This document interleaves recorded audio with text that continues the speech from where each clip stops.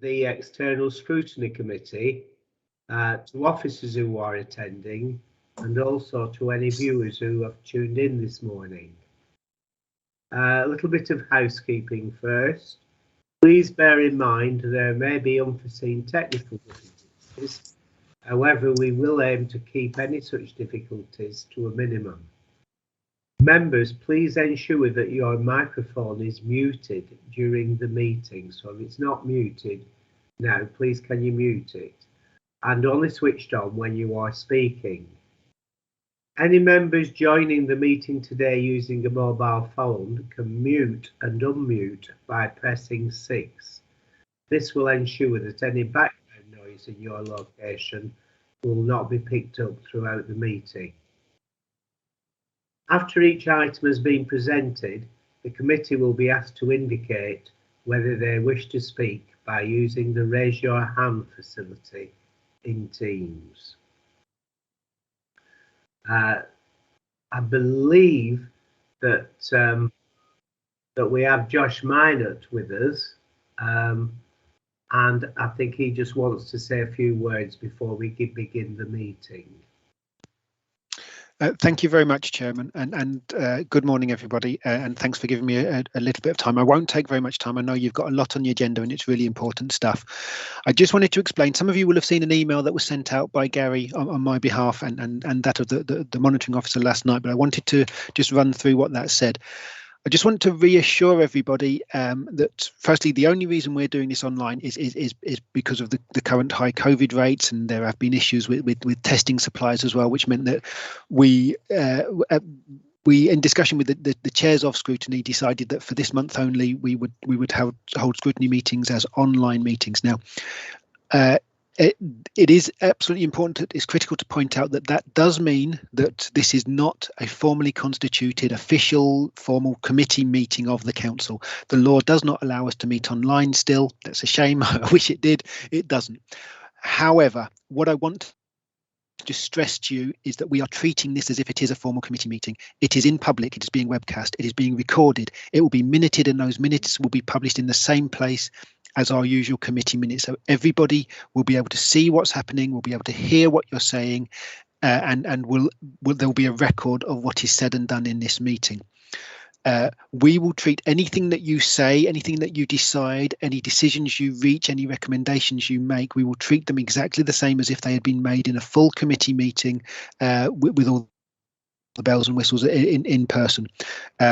If you want, so please treat this like a meeting. If we need to have a vote on something, we don't often do scrutiny, but if we need to, please hold a vote. It will, again, strictly speaking, it'll be an indicative vote only, but we will treat it as if this is the expressed will of the committee, because you're all here, you can all see what you're doing, you all know that the public are watching you, you all know this is going to be minuted. So I just wanted to make sure that we understood that, so you were reassured that whilst this isn't, strictly speaking, by the letter of the law, this is not a formal committee meeting of the External Scrutiny Committee. To all intents and purposes, and for practical reasons, please treat it as if it is, because that's how, certainly how officers, and I'm sure those attending the meeting today, that's how they will be treating it. Thanks very much, Chairman. Thank you very much, Josh. Okay, so we move on to item number 1, which are apologies for absence. I understand that there aren't any apologies for absence. So item 2 is disclosure of pecuniary and non-pecuniary interests. So members are asked to consider any pecuniary and non-pecuniary interests that they may have to disclose to the meeting in relation to the matters under consideration on the agenda. So I'm presuming I have no disclosures. Item 3 are the minutes of the meeting which was held on the 29th of November 2021, and we need to move that they are a correct record of that meeting. So I will move, and that Rupert, I think, is seconding. Chairman, happy to second. Are we all agreed?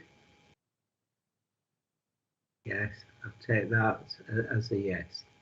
So now we move on to item 4A, which is item 4, which is universal credit. On item 4A, we have with us the Department for Work and Pensions, and I'd like to welcome Tracy Elmore, who is the Senior Partnership Manager for the East Lancashire area, and Shane Byrne, who is the Partnership Manager. And I understand that they're now going to make a presentation. Morning all. Yes, good morning, everybody. Thank you very much for the warm welcome, Peter. It's very kind of you. The focus of today's conversation is around the plan for jobs, and obviously that's the intrinsic plan that we're delivering on behalf of Her Majesty's Government to make sure that customers who are in receipt of universal credit are supported holistically to move towards employment. The number one ambition that we do have going forward is to make sure that all of our clients receive a tailored, personalised, individualised support offer. That each and every client is treated, with what their needs are in mind. That we just don't do what we're going to do to clients. So, with that in mind, if it's okay with the chair and the members, I've just got a little presentation that I'm just going to bring up on the screen. Which myself and Elaine Herbert, who is the senior partnership manager for North Lancashire, and she works incredibly closely with Tracy. So I've just brought Tracy on just to support the conversation today and be my wing person, if that's okay, Tracy. Do you want to introduce yourself as well, by the way, and say a few words, Tracy, before we kick off? Hi, yeah, apologies, Elaine couldn't be with you today, so I've stepped in just to be an extra mouth and pair of eyes and ears for Shane. My name's Tracy Elmore, Senior Partnership Manager for, as the chair quite rightly pointed out, East Lancashire. I do cover a little bit more of Lancashire as well, but Elaine and I share the partnership agenda for DWP in this area. So happy to take any questions from anybody at the end. I've just noticed it in chat that there isn't any facility to put anything in chat. So, as I say, happy to answer some questions at the end should you need to. And between Shane and I, hopefully we will be able to answer them. If not, we'll take them away and get back to you, if that's okay. Thank you. Thanks, Tracy. As you may be aware, that at the start of the pandemic, we had a huge influx of customers onto universal credit. We took over 1 million new claims for UC in a matter of months, and we're rightly proud of the fact that we managed payment to all those clients on time to plan at the end of each assessment period, creating that absolutely vital safety net for our customers so that nobody went without. Myself and Tracy and her team across Cumbria and Lancashire, we've forged really, really close links with third sector organisations, with statutory organisations, with key partners who would support vulnerable customers through that process as well. We work really closely with Citizens Advice to deliver support for customers to make a claim for universal credit, and we've simplified how that was done through COVID to make sure that no customer was left behind. It's not insignificant to look at those kind of numbers. I think, if I'm honest, if we were looking at the legacy systems that we used to have around employment support allowance, income support and job seekers allowance, if we'd relied on those systems to navigate our way through the pandemic, we would have crashed and burned. It just wouldn't have worked in the way that the digital service that we offer to our customers has worked through the universal credit platform. It's not been an easy ride. It's not been anything other than a challenge. We've seen a huge influx of new coaches and frontline staff and customer support officers flow into the job centre. We've tripled our workforce over the last 12 months. And again, that's allowed us to pivot and work really closely with employers as an equal partner to help customers who were made redundant because of the pandemic, or self-employed customers who'd had to come onto our books were really closely supported.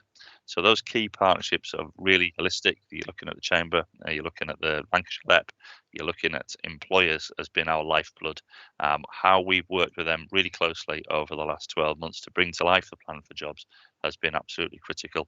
But there are key elements within that plan that I wanted to talk about this morning, to give a little bit of focus to, because we could have talked to you, as I said to Gary at the outset when we were asked to do this, we could have talked to you for about half a day about all the things that we've done.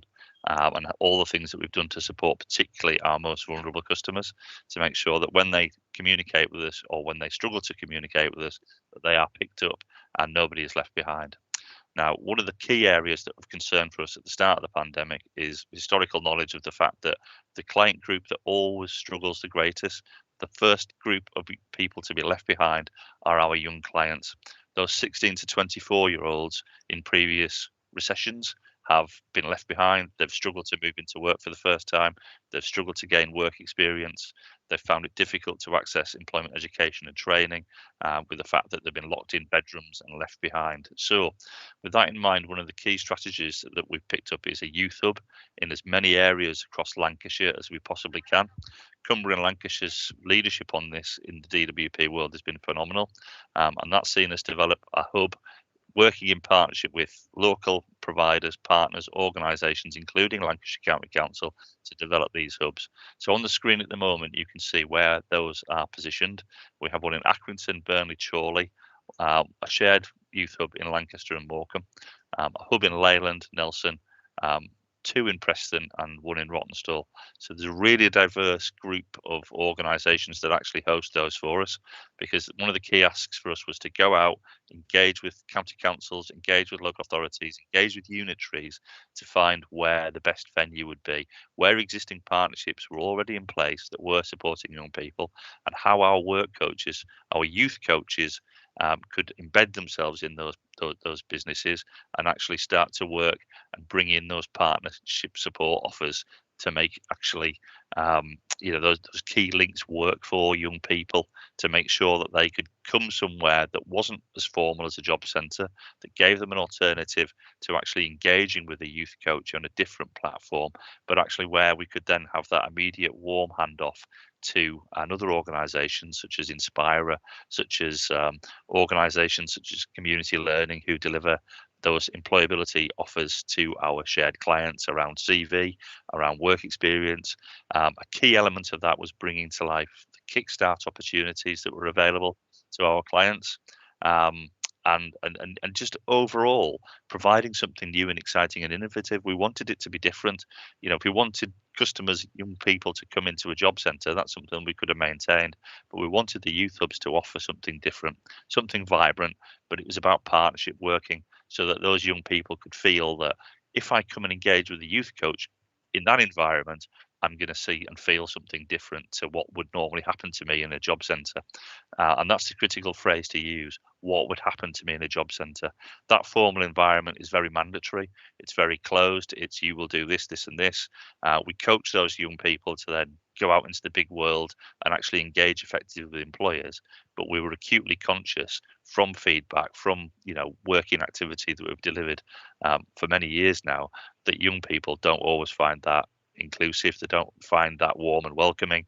They're quite intimidated by us. So these youth hubs have been absolutely phenomenal in changing the perception of young people and how they engage with us, because it is about the partnerships. It's the realization that as we rolled out universal credit, we couldn't do this by ourselves. We can't deliver that platform, that program of support that we need as an individual organisation. We've got to tap into the third sector. We've got to tap into statutory organisational support from Lancashire County Council, including your economic development teams, your homelessness teams, your benefit advice teams, all of the teams that are out there helping shared customers in the community. So different opening times, as you can see on that slide, which again tailored to the fact that we wanted to fit. We wanted a place-based approach that supported our clients to the best of our ability. Now, I'm just going to shoot across to out of sequence, because as you can see on this very cluttered slide with lots of jargon and lots of boxes on it, each one of these constitute an offer of support to a customer who makes a claim for universal credits at day one. So as you can see there, you can see at the first outset, we've got the ability with our work coaches to create a one-to-one offer for our young people. If that work coach can see that young person would struggle, and this is actually relevant to 25 plus customers as well, by the way. The vast majority of offers in here, other than Kickstart opportunities, which I'm going to talk at length about in a second, is open to our older client group. So they make a claim with us, we start to look at, have they got a CV? Do they need to move on to one of our programs called Job Entry Targeted Support? JETS is a program that we would pick up at the 13-week stage that would offer a young person really tailored support from a provider. It would pick them up. It would make sure that they've got a good CV. It would make sure that they've got the right skills and talent. That they're coached around soft skills that they can present themselves to a provider or to an employer. One of the key elements day one, as we take a claim from a client, is use of our flexible support fund. FSF is an absolutely vital tool to any work coach, because what we did at day one is we asked our clients, do they have digital access? Do they have a tablet? Do they have a smartphone? Do they have a laptop? And if the answer to those questions was no, then we used Flexible Support Fund to purchase them an online contract with one of the big providers that we've negotiated with at national level to obtain broadband contracts for.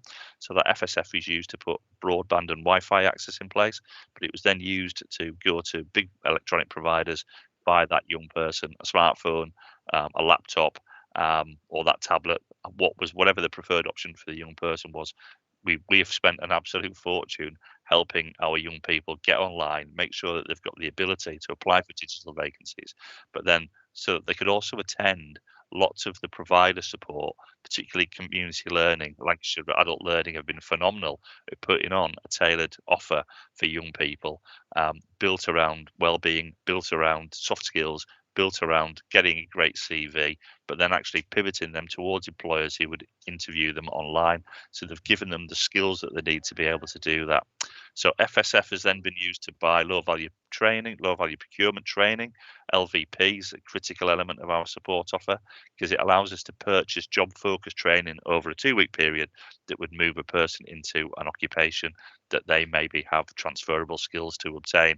That could include HGV, that could include rope access, that could include health and safety. If you can think of short job-focused training that a client would pick up, it would go from there.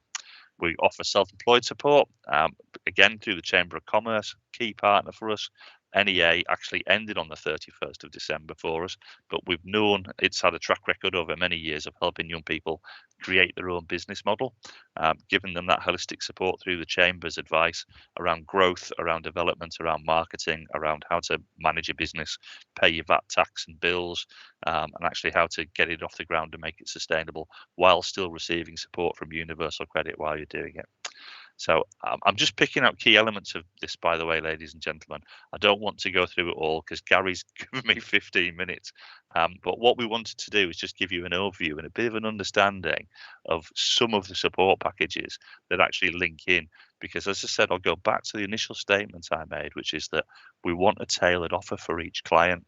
It's not one size fits all, and it's not you meet us at day one as a young person or as an older customer, you're going to do this. This is what we've got in mind for you. It's about pick and mixing from these selective offers that we then highlight to that young person, that we engage with through the Youth Hub or through our work coach in the job centre itself, and we try and pivot that person towards that offer by coaching them, by looking at what their individual needs are, and by getting that spark of enthusiasm from that person to go to it. I can't leave this slide though without talking about Kickstart. Kickstart has been one of Rishi Sunak's flagship elements of the Plan for Jobs.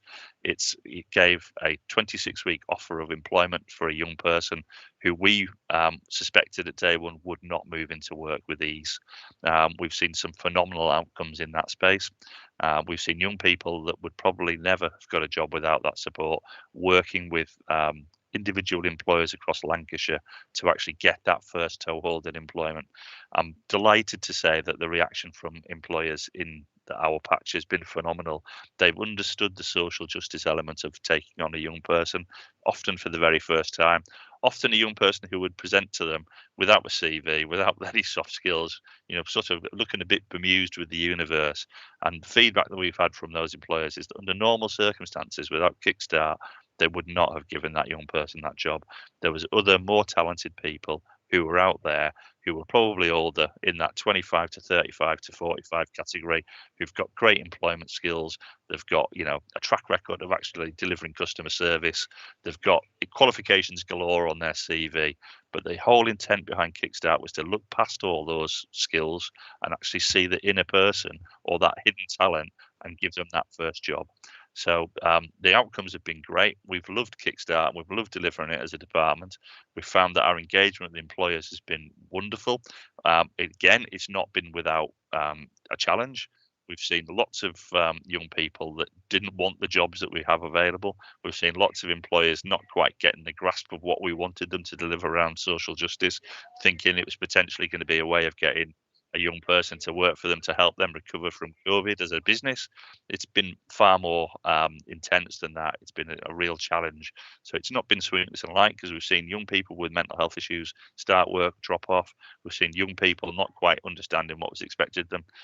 But we've seen those great employers with social justice at the back of their minds actually ringing those client young people, getting hold of them, getting a grip of them, bringing them in, supporting them, coaching them, giving them other skills that they would then use to get a future job after the end of the 6-month period of work. And we're starting to see that come to life now as those young people are starting to trickle back onto our books. But what we are seeing is that when they come in, they've got that 6 months experience, they've got that memory muscle of having gone to work daily and weekly, and understanding what's required of them as an individual to be part of a thriving community. So that's working for us. Intensive work now with our work coaches again, through the Youth Hub, through the Youth Coach. One of the key elements as well is if we can understand that there's a profound barrier to a young person moving into work or struggling on universal credit, we have another job role called Youth Employability Coach. So obviously with acronyms out there, they've affectionately become YECs to us, and the YEC role is designed to help those customers with multiple barriers. It's then about linking in with our disability employment advisors, and I'd like to think as elected members you all are aware of the DEA role because it's existed within a job centre environment for many, many years. DEAs have got those skills of working with third sector organisations, with the NHS, with social prescribers, with charity arms of the health journey, that all makes the support offer for those clients who've got mental health or physical barrier, to bring that to life. They're tapping into access to work, they're tapping into, again, employer support to make sure that somebody who's got mental health issues or has a physical disability can move into work often for the first time as well through Kickstart. It's been phenomenally good. So one thing we did sort of want to highlight though was the Restart offer as well. Restart is a relatively new offer for our clients. It's aimed at customers who've been on our books, have become long-term unemployed, and there is a delivery network across Lancashire that's actually managed through a supply chain strand.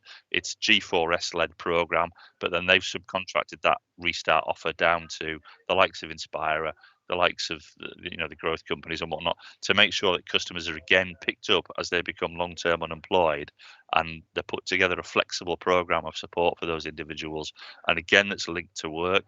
So they're out there job broking, they're out there finding employers, again with that social justice hat on, who would give people work experience, that would look at the skills that they've maybe had, that would look at older workers and think, all that lifetime's worth of experience, we don't want them left on the shelf. We want to, to bring them back into the workforce. And again, we're starting to see some really good outcomes. It's not a particularly cheap provision that the DWP have procured nationally. Restart is one of our flagships, and we really, really want to see that come to life and develop really strongly. So what we've attempted to do as well is actually put some links in the update that we sent across to you around how the plan for job works, around how our eligibility for our platforms on our programs work. But again, it's just to reassure you that yes, universal credit is tight. We've seen the uplift removed, but what we have seen as well is an upsurge in vacancies. We're in a position at the moment nationally where we've got 1.2 million vacancies, but we've got 1 million customers in our intensive support group. By that intensive support group, we mean customers who are actively looking for work on a daily basis. So, it's a pretty simple equation to make in your head. If we can move those people into those jobs, then we get great outcomes for them. And the reason that we would always defend that approach is that the best social policy that we've ever seen, that Tracy and I have worked with in this department for many years, is it's a little bit of magic. If you move somebody into work, even if it's part-time, if it's that first toehold, it's life-changing. We see the lift to people's mental health, the lift to their well-being, the physical well-being that brings. it's phenomenal. But at the same time, we're very keen to make sure that we link in with the likes of personal independence payment, other DWP benefits for customers who can't work, that there's support for everybody. But I will go back to the universal credit role, and the part that plays in the fact that forget hours. We're not interested in how many hours a customer works each week. What we're interested in is how much they can earn. So if we can support them into a first job, even if it's just a few hours a week, it's that first toehold that then gives that person that expectation that they can actually manage for themselves, and they start to develop skills to do that. Employer, if it's a good employer, because we're about good work as well, but we want to move customers into those first roles, because once that's done, we can see it's a step process. It's moving forward, it's seeing customers grow, develop, and as that happens, they earn more money by default. But yeah, we would always defend the fact that moving people into work is what we're about. It's the very reason why our network is called job centres. That's what the youth hubs are about. That's what our employment advisors are doing every day with employers across Lancashire. So I've yattered at you at 1,000,000 miles an hour there. I'm very conscious that I like to talk for England. So I want to just open the floor to the chair, Peter. So has anybody got any questions? Because I'm sure you've got a million. Well, thank you for that presentation. It's really good to hear the good work that's going on. But I'm going to bring in Councillor Rupert Swarbrick. Thank you, Chair, and sort of from the floor, although I am Vice Chairman of this committee. Thank you for that presentation. Fascinating, and clearly everybody's been working very hard. I've got a couple of queries. Representing Ribble Valley, just to clarify, and I think I know the answer, your Ribble Valley based clients, presumably if they're at the west end of the patch, then they'll go to Preston for their hub, and if they're in the more eastern, the Worley Clitheroe end, they'll be looking at Accrington or Burnley, depending on what suits them. And the second element is the rural-based hospitality world is really struggling to find staff, and I just wondered how and if there is any engagement with the Kickstar clients in those sectors. Thank you. Yeah. Shane, could I come in there? Of course you can. As a fellow Ribble Valley resident myself, yes, I'm quite keen. Clitheroe and the Ribble Valley are my area, and we are very, very well versed with the struggles that hospitality is having, certainly in the Ribble Valley, but actually everywhere. We have been working with James's Place and other employers to see what we can do to support them. At the beginning of last week, we should have held an event at, I do believe, the football club, but perhaps don't quote me on that, that actually our employers, our hospitality employers, were attending, and we'd got our customers to attend, and invites had gone out, and a lot of work with our partners, as Shane alluded to throughout the presentation, had been included in that, but that was suspended because of the current COVID plans. But it absolutely is something that we're trying to work with our employers. We have a dedicated employment advisor who is super keen to support those Ribble Valley employers in fulfilling those roles. So it is something that we're working on and something that we keep a really close eye on, so I can assure you of that. And secondly, yes, the customers that are on the periphery, I'm in Old Lango, so I know that people who I know have the opportunity to either go to Accrington, some have opted for Blackburn, but the majority of those would be split across the office that is easier for them to get to. Absolutely. Is that okay? Kickstart vacancies within hospitality have been absolutely vital to helping that industry recover. We've seen them make great offers to our young people. Those customer service roles are really, really useful. We've seen some great outcomes.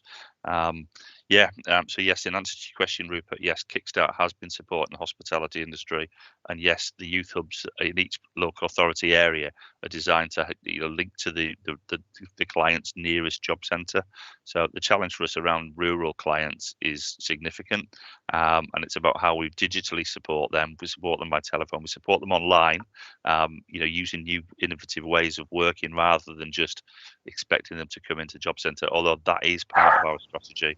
That the Treasury does fund us to get young people into the offices and into the youth hubs on a weekly basis. Because when we find that when we do that, when we encourage them to actually come out of the box and actually meet us face to face, it has far better consequences. We get better outcomes, better engagement, better conversations than just by doing it on the telephone or by doing it online.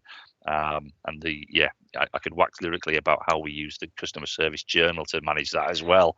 But yeah, it's the right thing for the young person and the right place for the right person. But Kickstart, yes, for hospitality, and there'll be work going forward as well within that industry to help customers to pivot back into work in our older client groups as well, Rupert. Thank you. Rupert, That's great. Rupert, just a final thing from me as well, because I think it is pertinent, albeit we've not signed on the dotted line, but we are working with key partners within the Ribble Valley area to see if we can get something established for youth customers as well as rural customers to have a footprint within the Ribble Valley. So that's ongoing at the moment as well. I know there's other questions, but it would be remiss of me not to give a shout out as well to Mike Kirby in Lancashire County Council. He's been an exceptional leader that we've been able to use his skills and knowledge to tap into things that are going on, particularly around development of how we're going to utilise the household support fund across Lancashire, how we can support young people. But then he's also given us links in to support, finding the right venues for our youth hubs. And at the moment, he's working with one of Tracy's partnership managers to develop a youth hub over, I think it's Pendle area, that is actually linked to a bit of funding and a bit of support from you guys in LCC. So we hope to develop more of the youth hub on the list that you've seen there, with more, not less of them. Have we got next question, please, Chair?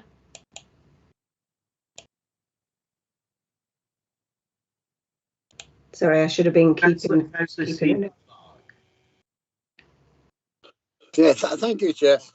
On this youth hub, I'm a bit concerned I'm actually represent Fleetwood and Cleveland on the coast. And I noticed on the youth hubs, there is nothing in the Fylde Coast area or even in the Wire area properly. And we have great problem with youth employment and everything else. And especially with the area being a lot of it is hospitality.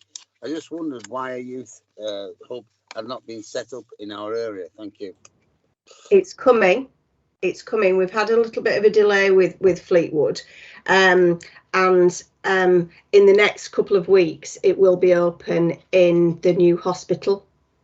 We've worked absolutely tirelessly with a lady called Charlie Wilkinson, who hopefully you do know, and she has provided us a venue. We're just waiting for the funding stream to be accessible, but that will be open 3 days a week to the young people of Fleetwood, if that answers your question. Right, thank you, and hopefully sooner rather than later. Yeah, I think the desire with us and Charlie from the Fleetwood Community Trust was that we would get it up and running before Christmas, but there was an issue with furniture, etc. But yes, it will be open within the next few weeks, and we would invite you to come and have a little look. I know that we've been doing a little bit of work with them already around our youth customers, because you are right, there is a significant number. One thing probably to note is that in all our areas, as a result of obviously the pandemic, where we saw a big increase in the numbers, the registers are going down, particularly around the youth, which probably is a caveat to what Shane spoke about, the success of Kickstart, and even those Kickstart opportunities formulating into probably more permanent roles. But there is still a cohort of customers that we are working with within that youth hub and wanting to support. So yes, Fleetwood is coming within the next few weeks, and if you like, we can certainly send a note when new youth hubs are open, so you've got an up-to-date list of when they're open and how often. Thank you very much for that, and I would love to visit when it opens. Thank you. Yeah, we'll let you know. Thank you. Thank you, man. Thank you. Councillor John Singleton. Thank you, Chair, yes. And thanks for that presentation. I'd like to focus, if I may, on prison leavers, because these individuals are leaving prison with half the sentence being made in the community, or as it's commonly called, tagged. And I think these people need some, if you like, special support. Now, there has been some good things taking place in the prisons, certainly over the last 7-8 years, where you've got a settlement worker in prison who meets with the customer prior to release. Sometimes they help them open the bank account where possible, and you've got a prison work coach. So all those are really good things. But I think what needs to improve, and possibly you can explain to me why we haven't done this, is that why, for example, can't must the, I won't say offended, the individual be paid into a post office or by some other means rather than have a bank account? These individuals are not your typical computer savvy people, and what I'd like to know, why can't the settlement worker set the claim up in advance of the individual leaving prison, and the settlement worker make an emergency appointment at the job centre and provide some emergency monies on release? If you can just explain why that can't be done, please. I can come in there. Yeah, obviously, if that's all right, Shane. Prison leavers have been my agenda for 15 years, so it's something quite passionate that I can speak about. We have prison work coaches that have gone back into prison. They're back in full time, and we've actually increased the amount of prison work coaches that we've got. Universal credit is not a benefit like our legacy benefits that we could do in advance. But as a result of the pandemic and actually work that was going on a little bit prior to the pandemic, I actually managed that team and the whole prison leaver agenda for DWP. Was that we do make emergency appointments within the job centre for the prison leaver as soon as they leave custody.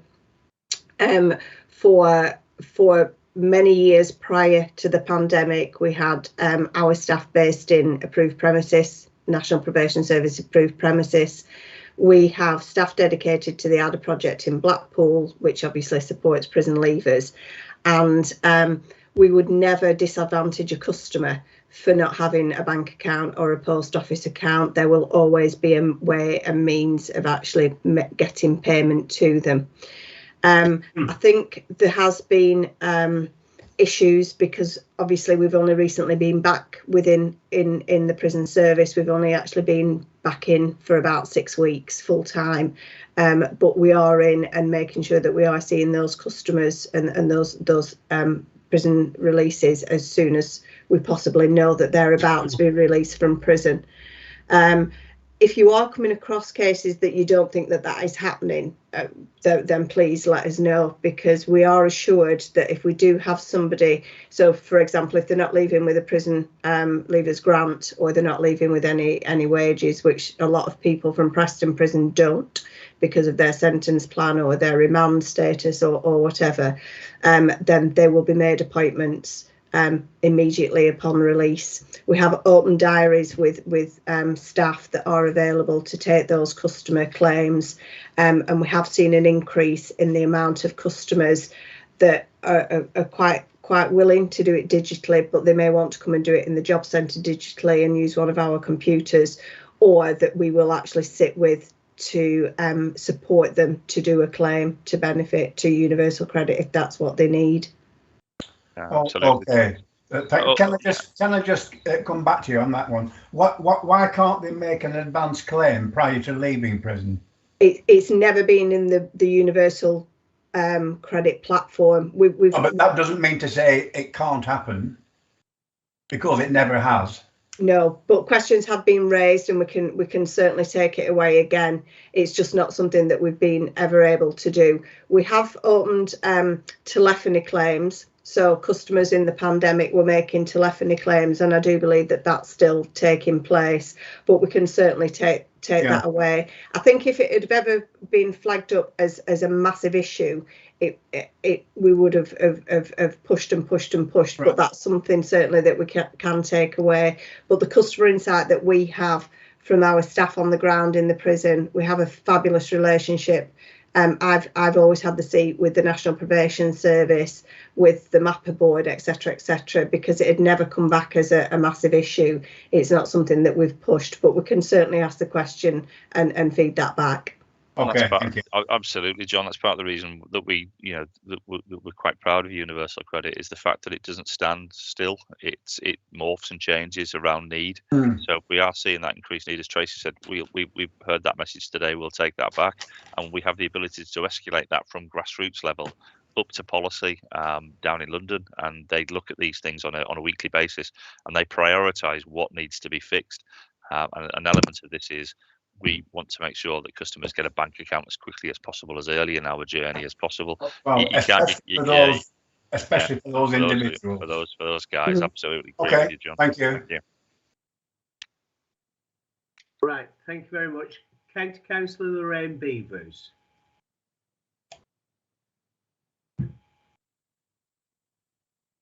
Thank you. I'd just like to congratulate you on the kickstart, because I know our Fleetwood Town Council are actually interviewing young people today for an apprenticeship role within our town council offices.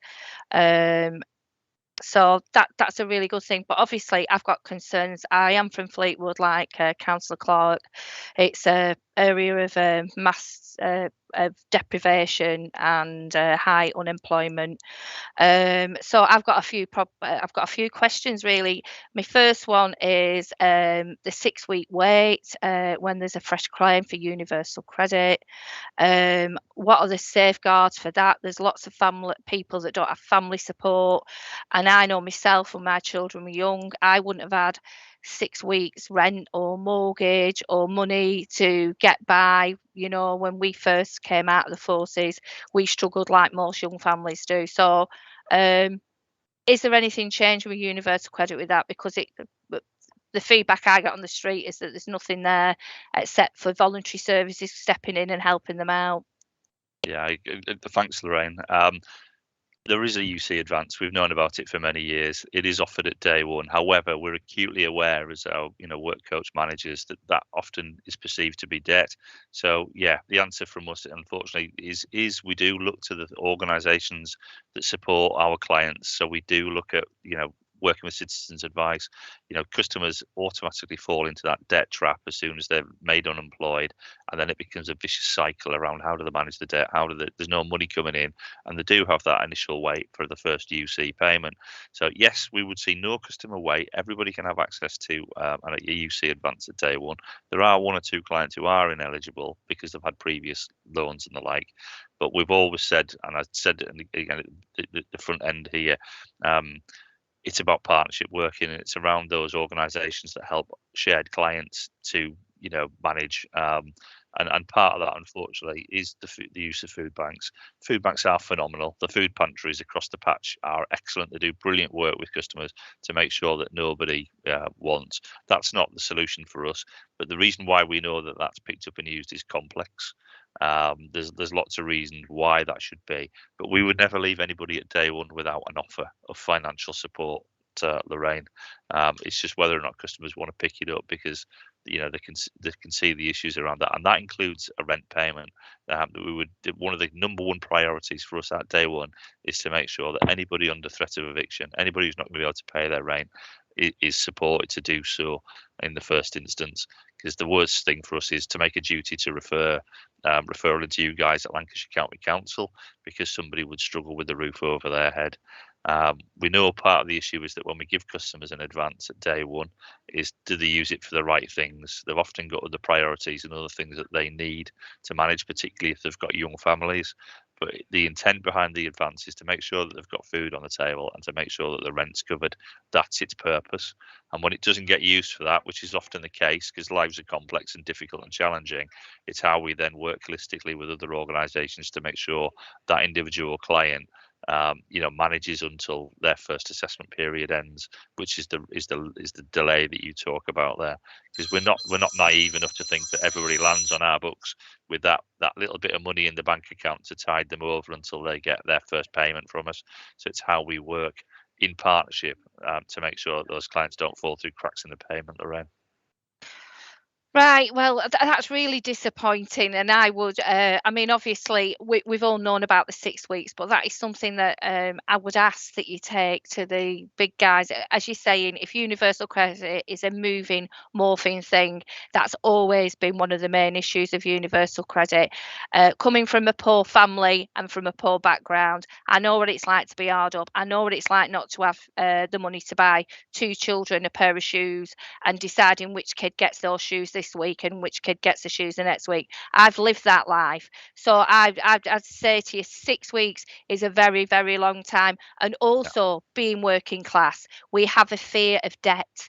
You know, my mother, if I couldn't afford it, I wasn't allowed to have it. And it's an inbred working class fear of debt. So I get that. So I just think that that is something that is fundamentally wrong with this benefit. And it's something that you people are working on the front line, you see it every day, you know, and most people, the main aim is keeping a roof over their head and looking after the children. There is a small percentage of people that haven't got the same priorities, but the majority of people, 80% of the population, have got the same priorities as you and I have.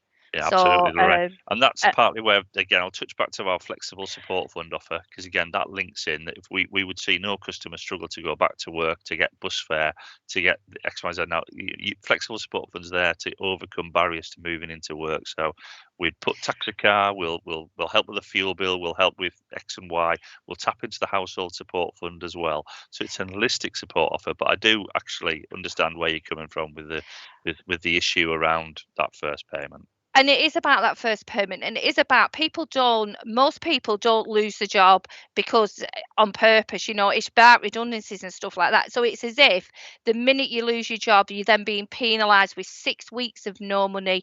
And not everybody's worked there and they've got the holiday pay, you know, some people it's redundancy. So it's about looking after, you know, we all pay into this system, and when we hit a brick wall, the system should be there to cradle us, and it's not happening with universal credit. So and in the area that I live, I come across it routinely, and it's something that I feel that, you know, we at Lancashire County Council should be petitioning for. But as you said, it's flexible. You take it to the big boys up in London. So could you just take that along with you? Thank you very much for listening. Thank you. No, thanks for your feedback, Lorraine.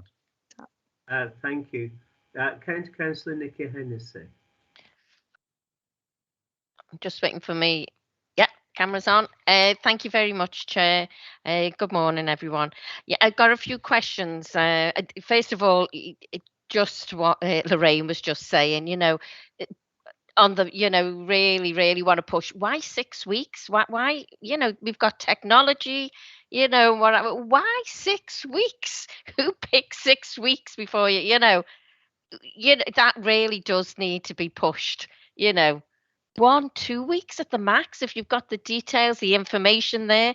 Why do people have to wait 6 weeks? It just beggars belief. And you know, there's people paid an awful lot more money than us who need to sort that out. So just supporting Lorraine on that issue. I'd like to know about the people who are claiming support. There's a few questions I've got regarding people who are using online services. They can use the telephone, support using computers, receive a home visit, I believe, use an agent by proxy. Do you have numbers for these? You know, how many people use these services? So I'll ask all my questions and then you can come back at them. And I was really pleased to hear about the work you're doing with the 16-year-olds, and hopefully I'm going to get along to Skelmersdale Youth Service and see how they're supporting any issues they're coming across. You do mention that you do raise issues with welfare rights. Are there any key issues? You know, is there a golden thread that welfare rights are always picking up Is there something there that, you know, possibly we can support with? And getting to the work that you are doing with the young people, which is absolutely, you know, and you're quite right, you know, the 16 to 24-year-olds, you just feel so sorry for them, because I think by the time I was 16, I'd had about 2 jobs, and, you know, working in different, just part-time, just Saturday, Sunday jobs, whatever. Now, you know, so I'm really pleased that that's getting done. But what rate of pay are they paid at 60? Is it an awful lot cheaper? What I'm saying, you know, you said it's great that these employers are taking these young people on, but is it because it's cheaper to take a 16-year-old on than a 24-year-old? And the other thing is, are you evaluating the scheme? Is it Kickstart, is it? Yeah. Yeah. Okay. Yeah. So are you evaluating it? When can we see the results? I've got, Evaluation. throw me your name again there. Sorry, what was your name? Sorry, County Councillor Nikki Hennessy, and I'm based in Thanks, Nikki. Ormskirk. Yeah. Lovely, thanks, Nikki. I'll try Shane, and answer each of your I'm questions. Go just on. wanting to just put one thing in, because you're best placed to answer a lot of that, but it was just about the evaluation of Kickstart. So Kickstart is coming to an end in March, and it was extended because obviously of its success. I think the evaluation will be published. I'm sure it will be. We have had a phenomenal success with Kickstart, as well as young people, and I want to call them children, because for me at 16 to 24, now I'm 50, they are still children, but I think that 16 to 24-year-old young cohort, we are seeing move into other opportunities, because it has given them that foot on the ladder. And I'm a bit like you, Nikki. I had a job at 14 as a waitress, and then 15 I worked at a clothes shop, you know, and all those things, which some of these young people have never had that opportunity. So it has given them certainly that. I think the success, you know, we've had nationally over 120,000 young people into Kickstart opportunities. And that obviously will be out in the public domain, but there's an awful lot more that we've got to support as well. And I think evaluation, yes, it will be out there.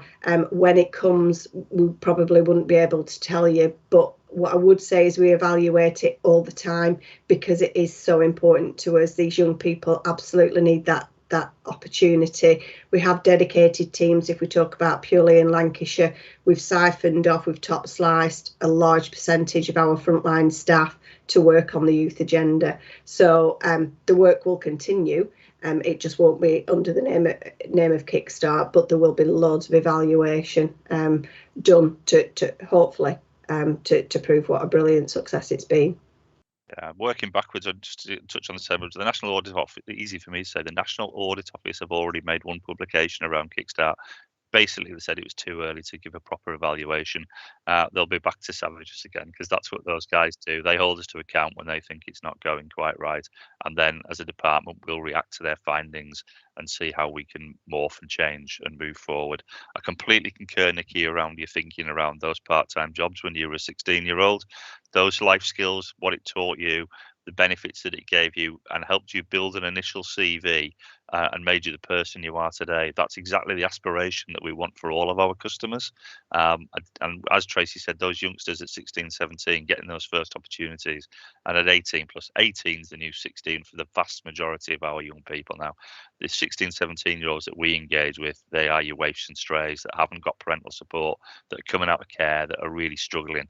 So there's a lot of support and emphasis on the offer that we've got for them.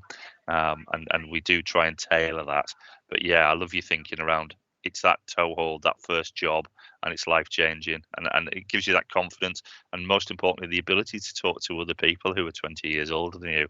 That's probably not a skill I learned until I was about 23. You know, I used to always struggle talking to people who were older than me. Was very shy, and that's something that will stick with me forever. So sharing I'm really that, shy as well, actually. yeah, that's a fair comment, Nikki, and I would never call anybody out for admitting that. I think it's actually, I think it's a good thing, and the fact that you've overcome that, you become a counsellor, inspirational. Get you into a youth hub in Skelmersdale to talk to those young people, please. The key issue for us at the moment, working backwards, I think online claims for DWP benefits.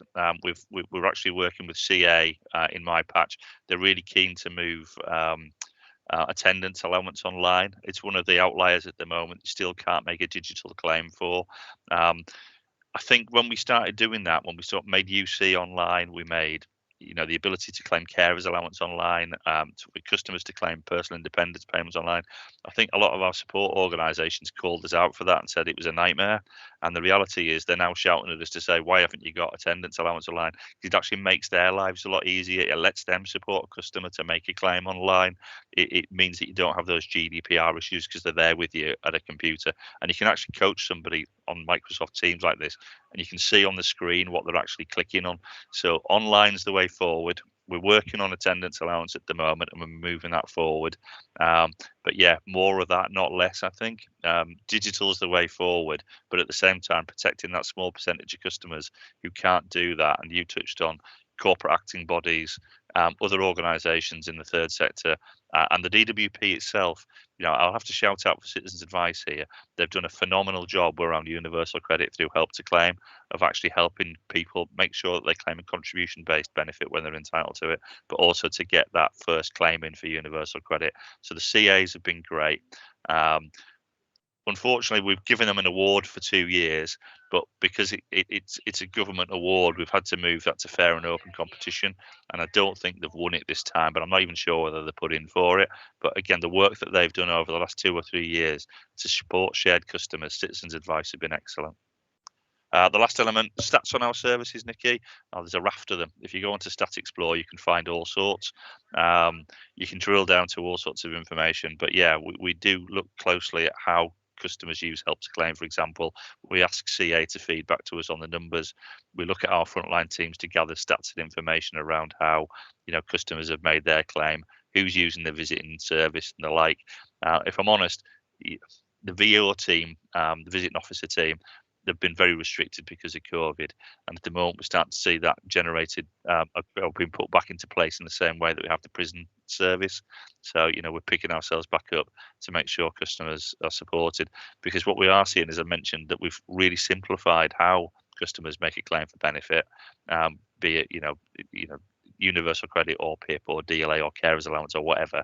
Then we need to morph that forward and make sure that customers are supported as it becomes slightly more challenging, a bit more complex again.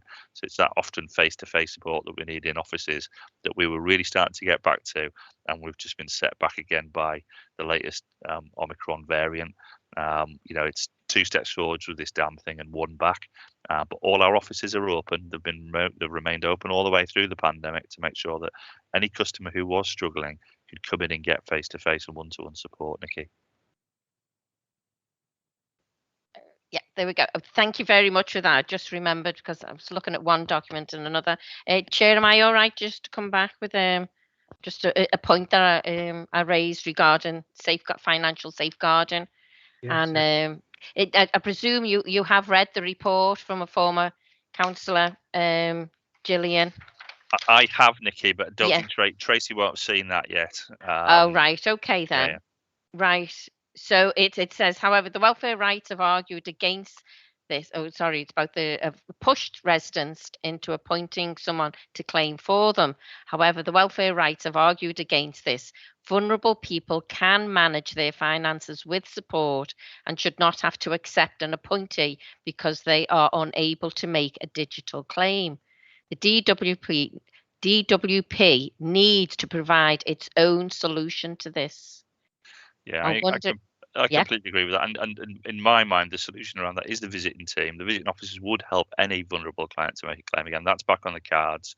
It's back on the table. But again, support through the job centre network as well. It's why we've kept a job centre in each locality geographically best placed to make sure that customers don't have a ridiculously long journey to get support. But I agree with you that it's nobody should be pushed into making the wrong choice for them as an individual. Lived experience is critical to this and getting the voice of the customer in place. I personally have a young man with Down syndrome, and I know fine well how complex it can be as a parent to actually help him to get the support that he needs. But the worry that as an individual family we face in that he's going to outlive us by 25 years, Nikki. I want that wraparound support for Joe to be available to him if mum and dad aren't there to help him. And he will probably be a lifelong recipient of benefit support, although we do have that aspiration that, like you, I want him to have that part-time job. I'm not saying he's going to work 40 hours a week in wherever, but I want him to have a little job that makes him feel good about himself, and then I want him to be able to earn and keep more of what he earns, and the universal credit will help him with that. But yeah, we felt that £20 loss like any other family. But yes, the right choice. It's the right thing for the right person at the right time. So we'll feed that back and we'll make sure that our visiting teams are focused on that. And if it's okay with Chair, I'll share down the links to our visiting officer team. So if anybody has a constituent that wants to tap into that support, you've got a link to it, Nikki.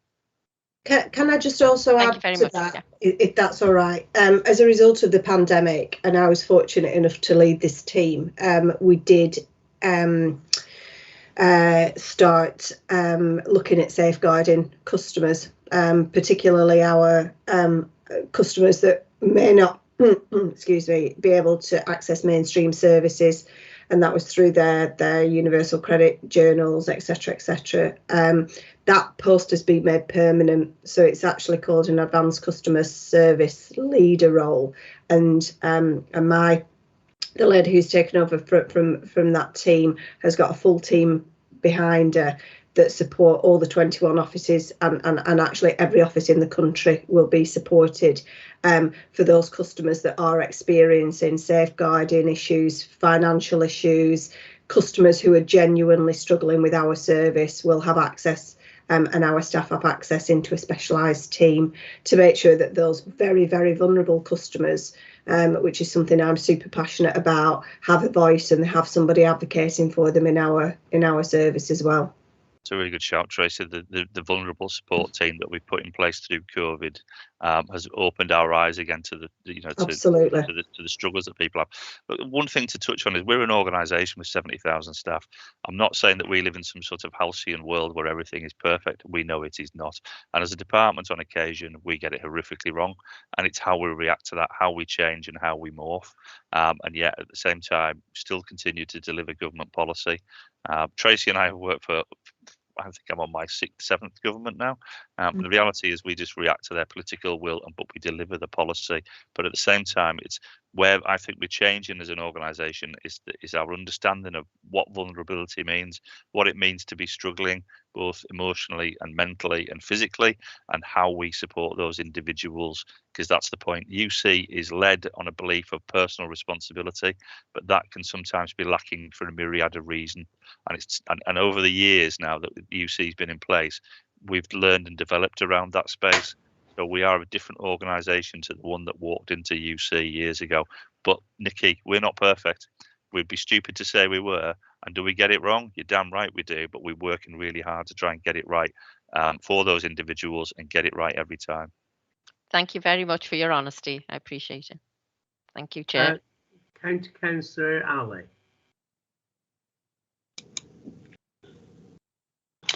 Thanks, Chair. First of all, thank you very much for the DWP team. It's some really insightful perspectives and some of the challenges that you've got to deal with. I've got a couple of points. I work with a couple of food banks, and I come across people who come here from Eastern Europe or from other parts of Europe. It was in 2017, and some of them are in their 60s. They're not eligible for any benefits because they don't meet the habitual residency test. And there's nowhere else for them to go. And you end up in this vicious cycle where they've gone to the job centre, they've seen people, etc. They can't get universal credit. Some of them have got health problems, so they might, someone will get a carer's allowance for them, or they might get the lower end of, some other benefit. But what can be done to help these people? Because I generally just feel helpless because they've been here, so they've probably worked for a couple of years, then they've ended up in ill health or had an accident. They're ending up near pension age, so I'm assuming they won't be eligible for a pension, or it'll be a reduced pension. And it just seems like a vicious circle. The second thing which I wanted to just talk about was around, you talked about digital and how, carers allowances on digital, some things aren't. But Citizens Advice Bureau do a fantastic job, but they're not present in every district in terms of full capacity. And you've got other voluntary organisations that will work. So, for example, work with people whose English isn't their first language, and I just see there's a huge gap there. There's a massive gap there between what DWP provide and working with those organisations. I know you have people who work for you who speak many different languages, but I think that's a very different situation. But is how are you going to redress some of this? And if you are struggling in some parts of the county where there are these challenges, then as a sort of local county council, I'm sure some of other colleagues be happy to sort of signpost you to organisations who could probably help. But again, they would need some support in order to provide that digital platform. And the final point is around procurement. You talked earlier about you go out for competition for contracts and so on. How much does social value actually play a part in procurement? I.e., is it just like whoever is the cheapest, or or what other aspects do you take into consideration when you're awarding contracts, so ensure they get best value and that social value plays an integral part in that? I'll pause there for the moment. Thank you. Yeah, I've been scribbling notes down. Was it Ali? Did you say? Beg your pardon. Azar. Azar, I beg your pardon, Azar. Sorry, thank you. I sometimes think I've got cloth ears. Okay, Azar. Going in reverse order, procurement and the social value, that is a key element of it. If I'm honest, we look at the best outcomes. Each contract that we award, we've got a real focus on how it moves people towards employment and into work. So we tend to see the providers that win those contracts have got the strongest offer in that space. We look at 7 key elements around an employability journey when we're awarding a contract. And we've got a system called Bassware that's linked to our dynamic purchasing system, and it holds lots of offers from providers, both at national level and at local level. So we've got the ability to go to a specific job centre and say, what's the barrier in your area? What's stopping people moving into work? And if it is ESOL, then we can look at buying in something that is as a bespoke offer. If I'm honest as well, though, we tend to rely on our colleagues in Lancashire Adult Learning and in the further education colleges, because they've got the ability to draw down funding from the Department of Education to help people with ESOL. So we look to those guys and try and link in with them as often as we possibly can. I think we probably need to do more with their fee centres. I was just on a call with our most senior manager this morning again, where she was reiterating that myself and Tracy, we work for the partnership team, and it's our role to go out into the community to forge those links that you talked about. So if we're missing a trick with that, then it'd be good to pick up a conversation with afterwards to say, look, who is your locality partnership manager? What are the barriers that you're finding clients are facing? How can we bridge that gap? And if we can, potentially look at grant funding for that or dynamic purchasing funding, all these things can be considered. But it's always about having the right cohort of clients. It's got to be client led. And yeah, we can drill down to 2s, 3s, and 4s, but we tend to look at, for value for money, we're looking at bigger groups. Does that make sense? But we do take into account social value. Yeah, no, that's really useful. That is really useful. And maybe one of the things, unless I missed it in the documentation we received, if outside the meeting you were able to email the officers at county details of the local partnership managers for each district, then we've got an email address and a contact. So therefore, if there are any acute cases or anything specific, we could go to them, and it can provide a good relationship for them as well in reverse with their local county councillors. We'd very much welcome that. I know in my patch I've looked to work with my elected members as closely as possible. I think you're a real force for good, and sometimes, if I'm honest, on occasion when I've looked at my local authority employees, I've found it easier to engage with the elected members to get the right outcomes for shared clients. But then, yeah, you guys do a great job. So the other element of what you were asking there is around clients who have no recourse to public funds, immensely challenging. The Home Office is our lead organisation when somebody comes to us in that situation. But we, again, if I'm honest, we rely on third sector organisations to help customers obtain residency, and that can be a challenge. We've seen that through Windrush, we've seen that through particularly Eastern Europeans that have come to us because, as you pointed out, they've fallen upon ill health. And there's a shout out there to the Salvation Army because they fulfil a number of contracts for us, particularly around modern slavery and support. But they're our go-to organisation for clients who have no recourse, and it's a real challenge. It's quite a hostile environment, as are for customers who don't qualify. And that is where we are, but it's reaching out, working really closely with other government departments, with third sector organisations, because it can appear to be called an impassive. You get that notification, you don't qualify, and you do as an individual then think, where do I turn, where do I go? So as partnership managers, we've tried to reach out to those organisations that I mentioned there to try and make sure that we've got an offer for them, that we can signpost them somewhere. Can I just come back in?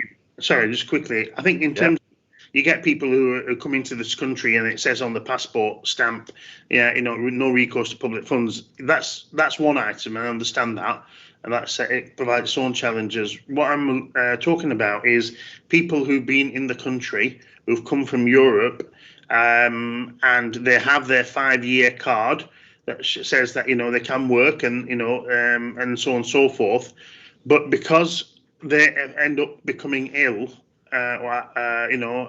Severely ill, they can get carers allowance, they can get some of the other bits that they might be eligible for, but they can't get UC or they can't apply for a pension. So what happens to those people who get to pensionable age and still can't get anything? And there almost seems to be no exit strategy for them. It is challenging, and it is that still. I would still categorise that as you haven't got that recourse to that element. But you're right, there are some benefits that they can get. It is a fight. It's about obtaining residency, because once that's obtained, then they can move into the realms where they can get pension credit. Because again, that's the safety net. That's the it takes into account other pensions that you may have occupationally, or it takes into account savings, but it's the safety net. So getting them moved onto pension credit is the solution, but it can be challenging them, and again, it can take months and months and months to get somebody through that system whereby they can obtain residency. Yeah, just a final point. I mean, one of the things I've found, particularly with women, vulnerable women, who've had no recourse to public funds, who end up being put in very difficult situation, either having to, sell their bodies basically and abused so that they can earn a bit of money to survive. And it's just quite sick, really, to see those instances. Thank you very much for your support. No, thanks for that last shout, Azar. That's really interesting to hear. Right. Thank you, everyone, for the questions. Now, Alan Schofield, who is not a member of this committee, has indicated he wants to ask a question. According to the rules, I think it's 13D/1 or something like that. I have to ask members if they are agreeable to him speaking and asking a question. I will take silence as mean that you do agree to that.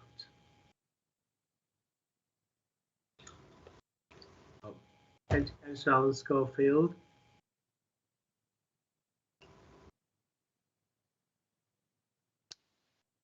Thank you, Peter, committee chairman, and members of the committee.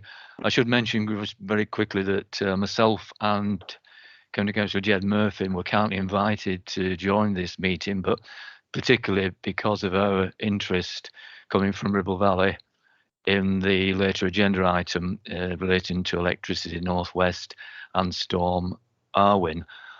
But there is a link, as I see, with utilities and vulnerable people, and some of those vulnerable people will, of course, be customers of DWP in relation to universal credit. And my point is this, or question is this: I can understand that there's a need under data protection legislation and confidentiality of customer data that the DWP have, and I'm mindful that Shane was talking about the DWP being grateful for being able to get data from other sources, including LCC.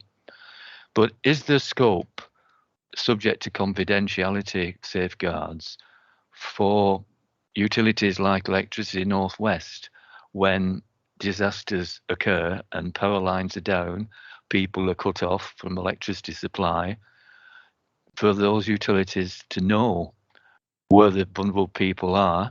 The DWP may also, we already know that information, because later on this agenda we'll see the document, the comprehensive document, in my understanding, that's been sent out, which mentions that customer data is something that's been reviewed, and that had Electricity North West had such information, then they would have been able to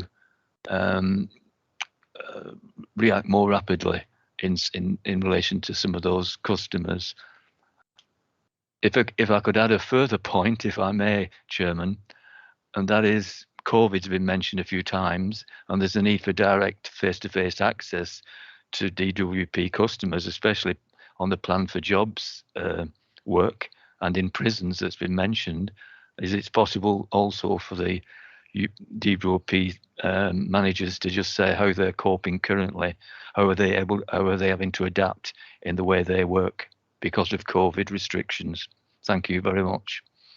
Thanks, Alan. Do you want me to go with that one, Tracy? Is that all right with you? I'll just come in with the how we're coping with COVID restrictions. And like anything, it's certainly not been easy. I think what we would say is we take the health and safety of our staff and our customers absolutely paramount. So if it's safe and appropriate to do so, we bring our customers in. Our staff are back working in job centres. In fact, we've never really been away, apart from certainly our customer facing staff have never been away. Our job centres have never closed their door to our customers, and absolutely that was the right thing to do and remains so.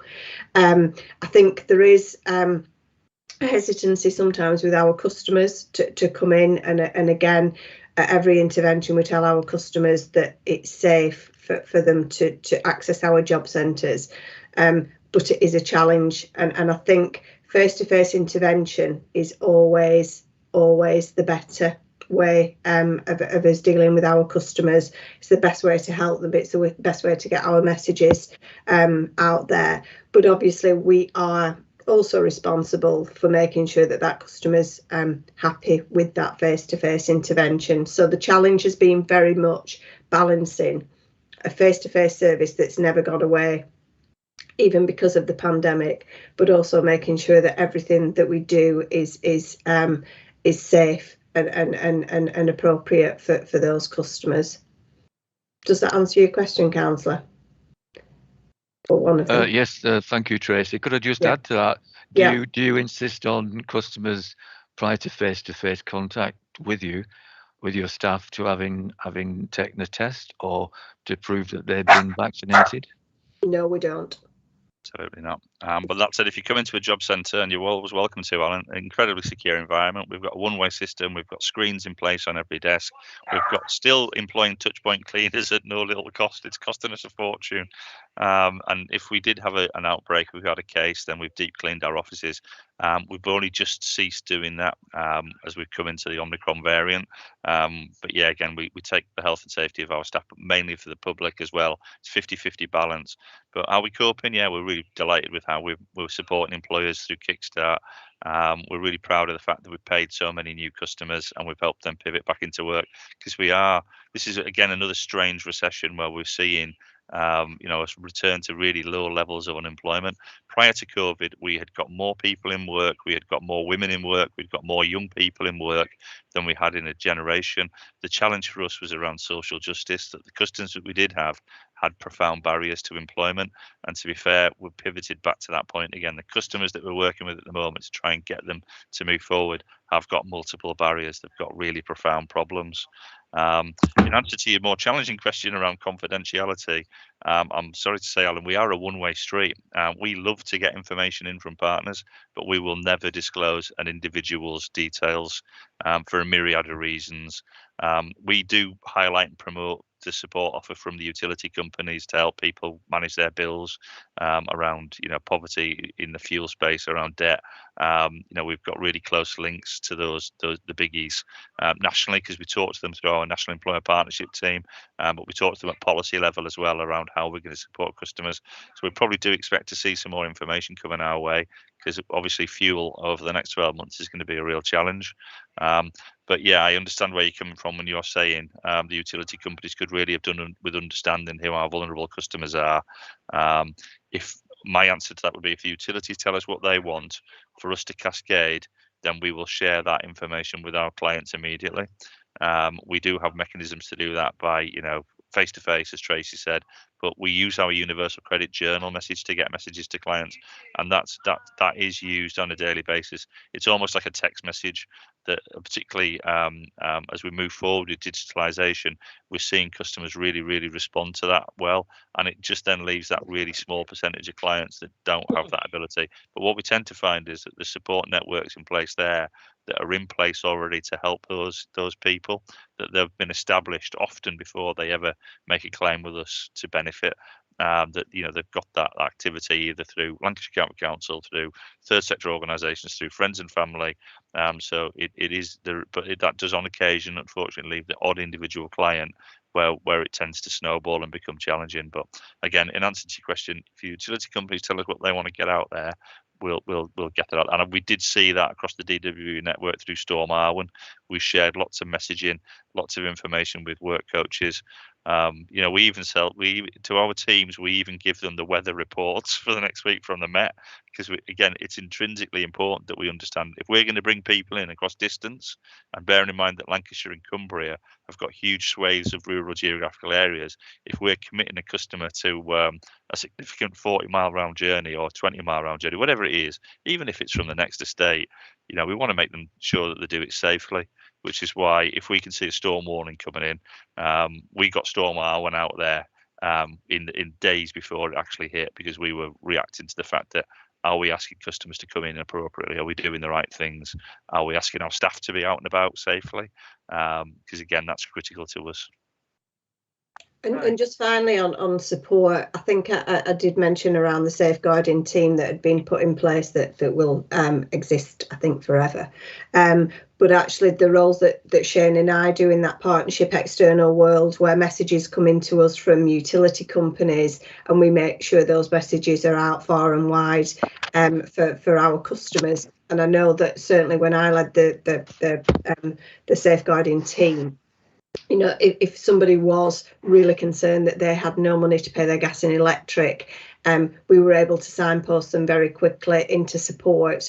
Or, as Shane's mentioned, there has been flexible support funding available depending on needs. But I think it's quite safe to say we wouldn't see anybody in desperate measures. We would always make sure that if we weren't able to support them, one of our partners would be by getting those key partner messages out. Okay, thank you very much to both for the answers. Thank you. I've got one more question, who is Councillor Nouridada Aziz. Can I ask, please, because there's still a long way to go through this, if you could keep it.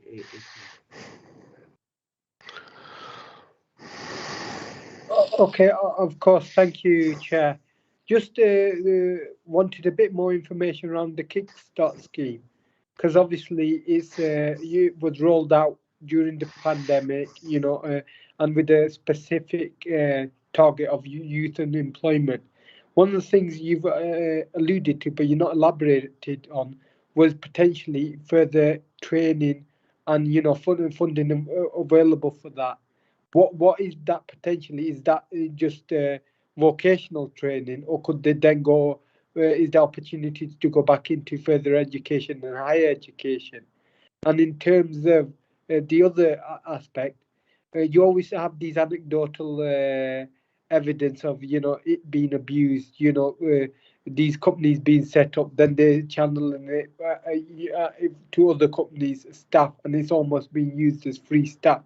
What monitoring has been taken place, and has there been any example where intervention has happened to obviously redirect these young people to proper schemes rather than them being used as cheap labour? Thank you very much.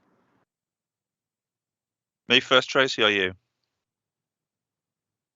Couldn't get off mute. You, please. I'll come in at the end. Yeah, replacement for Kickstart. The last gateway application for Kickstart was the 17th of December.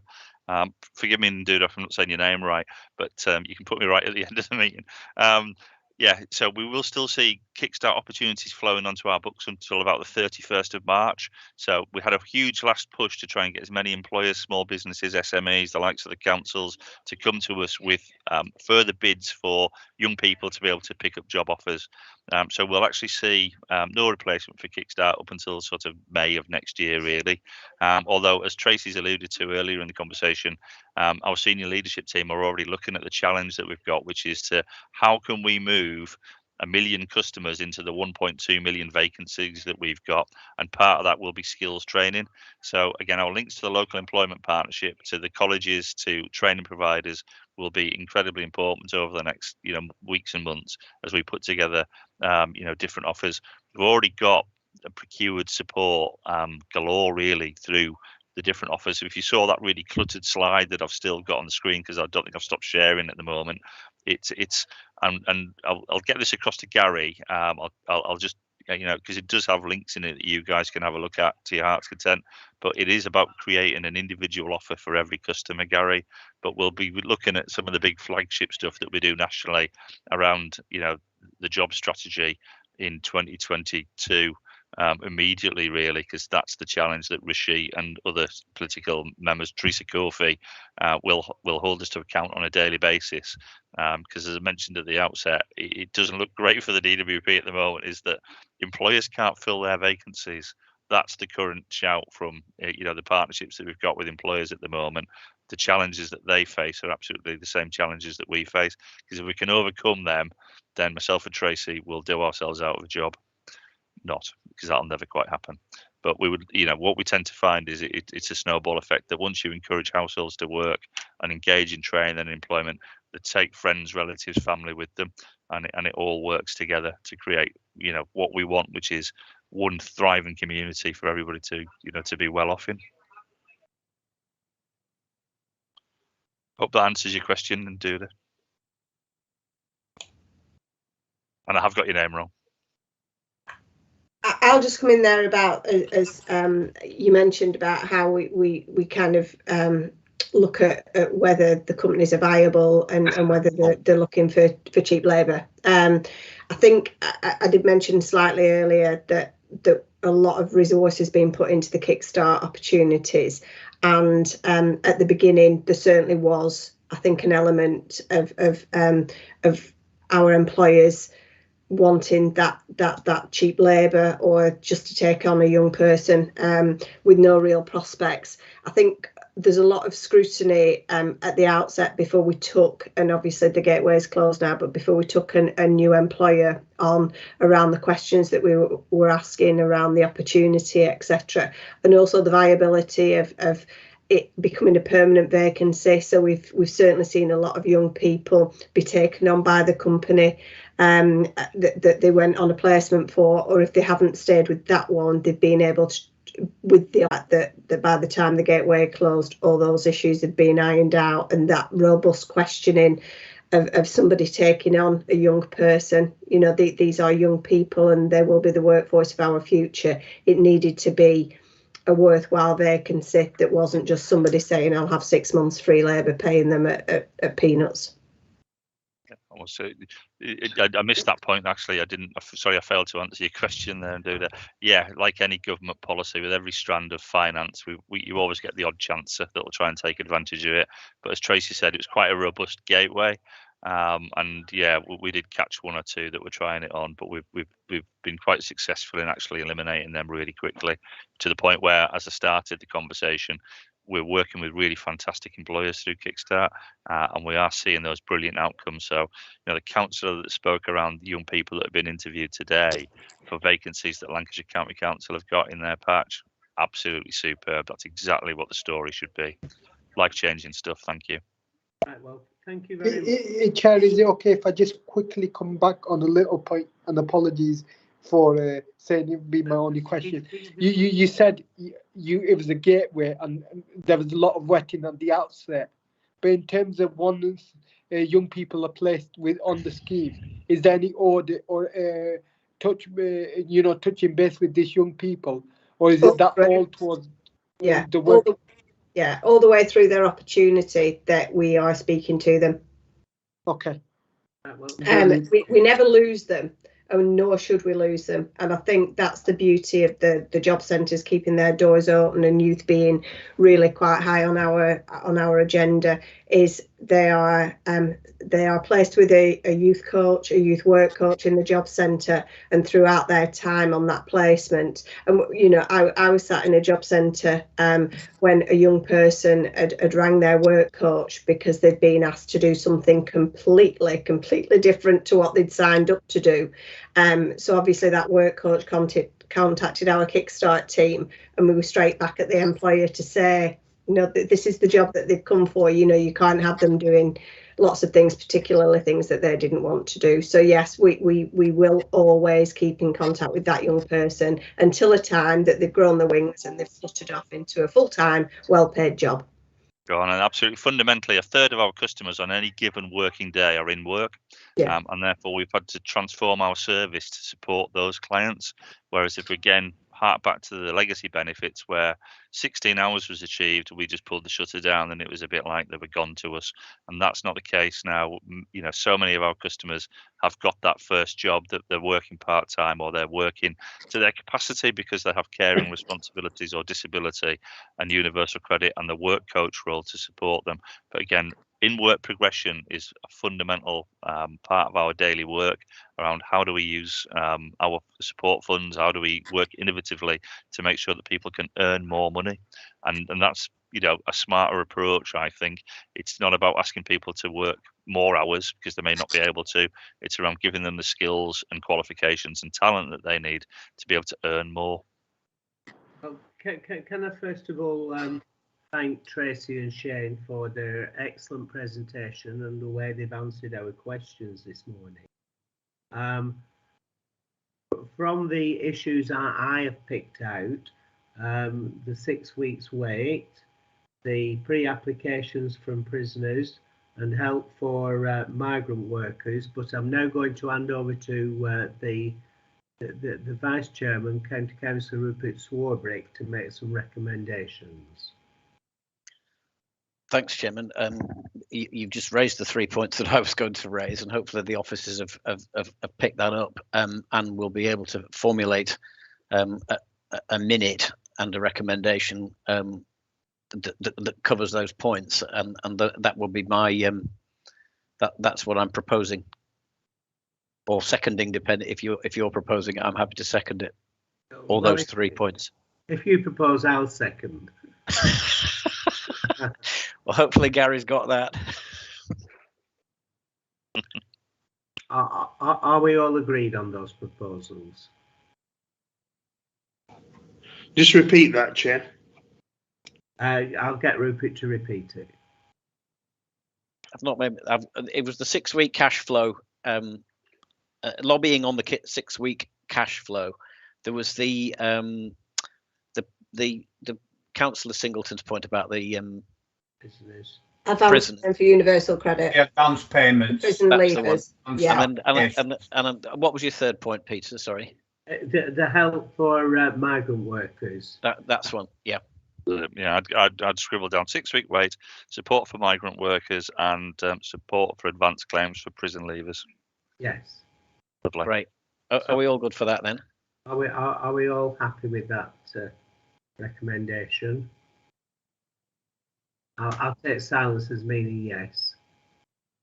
Good. Okay, so we're all agreed on that. Right, so would you like a 3-minute to a 5-minute break now for a comfort break? Yeah, that's a good idea, Chair. Thank you. So we'll resume at 12:09. Yeah. Can I recommend that Tracy escapes? I did offer Gary that I would stay on because Elaine was due to escape. Yeah. So obviously, Tracy, as a senior, you've got the escape door, Tracy. Thank you. Thank you so much. Okay, enjoy the rest of your day, guys. Thank you. Bye-bye. Bye. Right, so we'll resume at 12:09.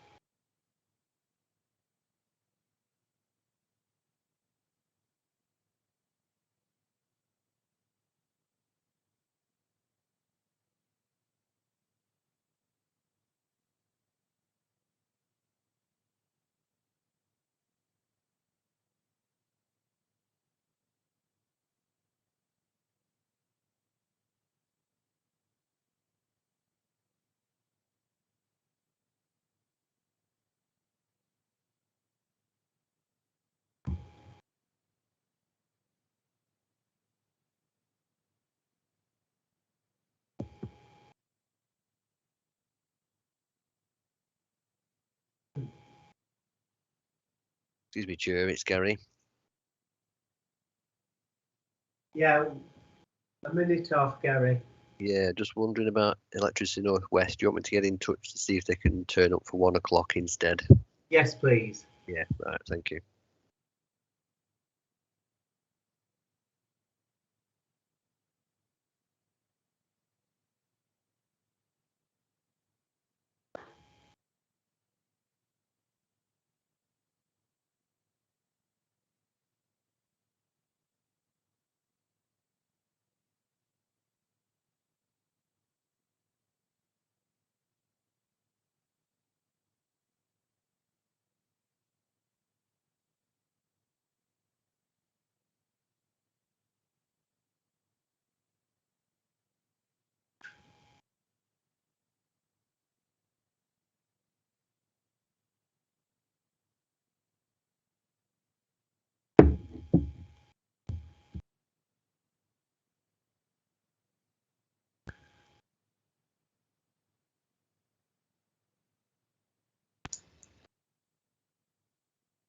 Okay, so we will resume the meeting and we move on to item 4B, which is again a universal credit update.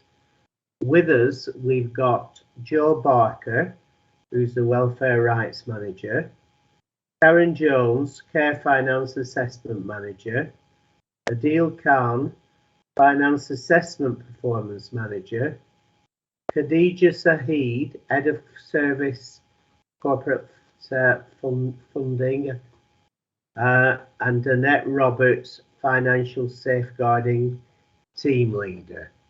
So we have managed to delay, hopefully, Storm Arwen until 1 o'clock. So that's the sort of time constraint. We have something like 50 minutes for this debate. Can I ask our team of presenters to begin their presentation? Thank you, Chair. I'm Claire Platt, Head of Service for Health, Equity, Welfare and Partnerships, of which the Welfare Rights Service is part of the team. So if I can just introduce colleagues, please, and the reports. So as members will be aware, we've done a covering report following up as requested by committee around universal credit, so the update, and appended to that is the report that County Councillor Gillian Oliver did in March 21, an investigation into the implications for LCC on changes to universal credit. So the report, really the main purpose is to inform members of the likely impact of migration from legacy benefits. We aren't hearing you very well, I'm afraid. Oh, sorry, is that better? Yeah, that's better. Is that better? Okay. Okay, thank you, Chair. Sorry about that. So the main purpose of the report is to inform members about the migration from legacy benefits to universal credit and the potential impact on Lancashire County Council and its services. Joe Barker, as you've mentioned, is our Manager of Welfare Rights Service and is presenting the report, and supported by colleagues from the Care Finance Assessment Team. And all are available, obviously, for questions and answers at the conclusion of the presentation. Just really to remind members, recommendations are to consider the information provided and in particular the implications for LCC as a consequence. Thank you, Chair. So if I hand over to Joe now, please. Thanks, Joe. Thanks, Claire. Can I just ask Shane to stop sharing his screen so I could share the presentation, and I'll go straight into it. If Shane can hear. And to be fair, I was actually trying to stop sharing before, and this is where my lack of IT skills. I need to go on one of those community learning courses myself. Is that taking it off or not? No, you should have a little box with a cross. Yeah. The little box there. It's just not quite. I'll see if it will let me share and just. There. Looks like. Well, thank you. Yeah, brilliant. Just bear with me. And I'm just going to switch screens. Right, hopefully you can all see the slides. Conscious of time, so I'll go through this as quickly as I can. And we've got the names of some of the staff who are available for questioning, but I'll mention the names again at the end. So basically, as there are new members here, just quickly, I just wanted to say what universal credit is. So it's a means tested benefit which has been introduced by the Welfare Reform Act of 2012. So it has been around now for a good decade, if not longer, behind the scenes. It is for working age claimants predominantly. So pension credit does remain for pension age claimants.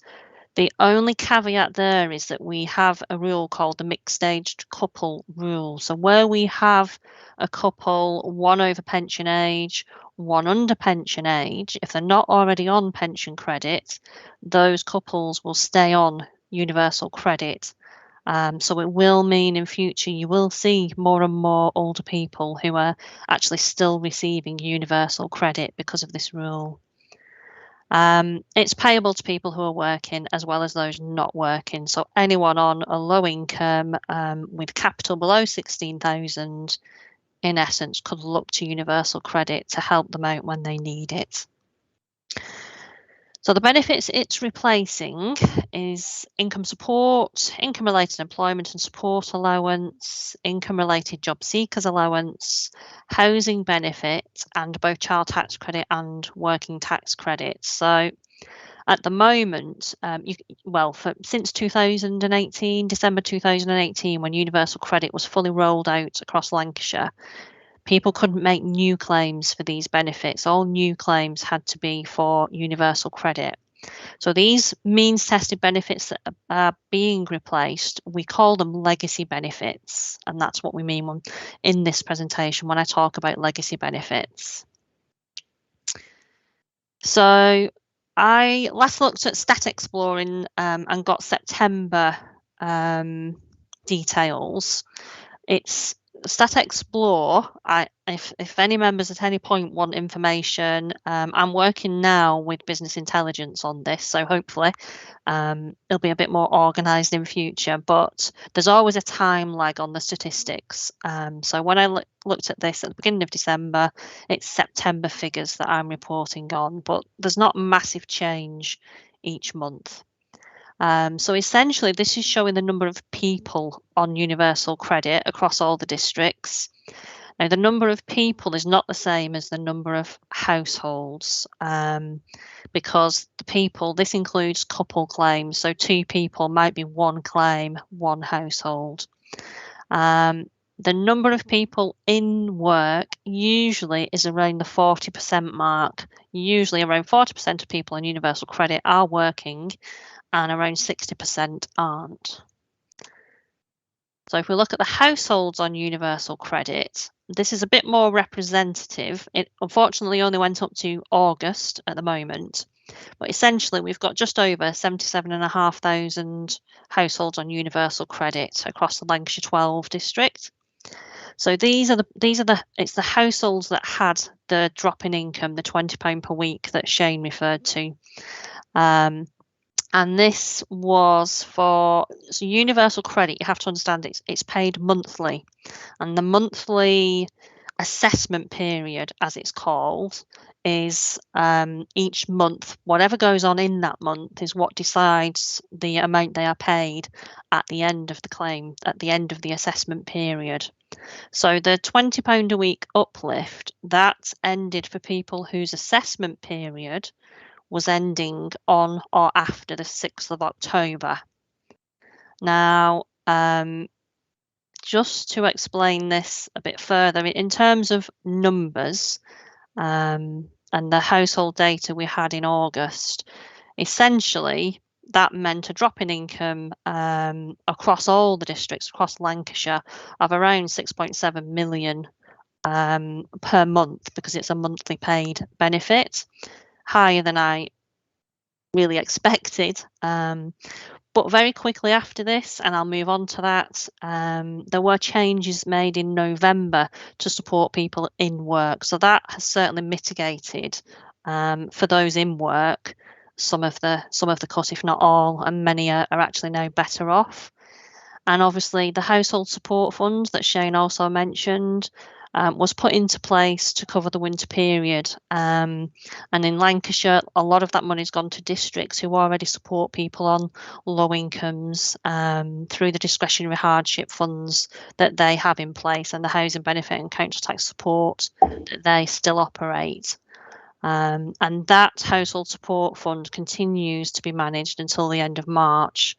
So hopefully there's still a lot of support going to people. This is just a different way of representing it. And essentially the biggest loss linked to districts who have the most UC claims.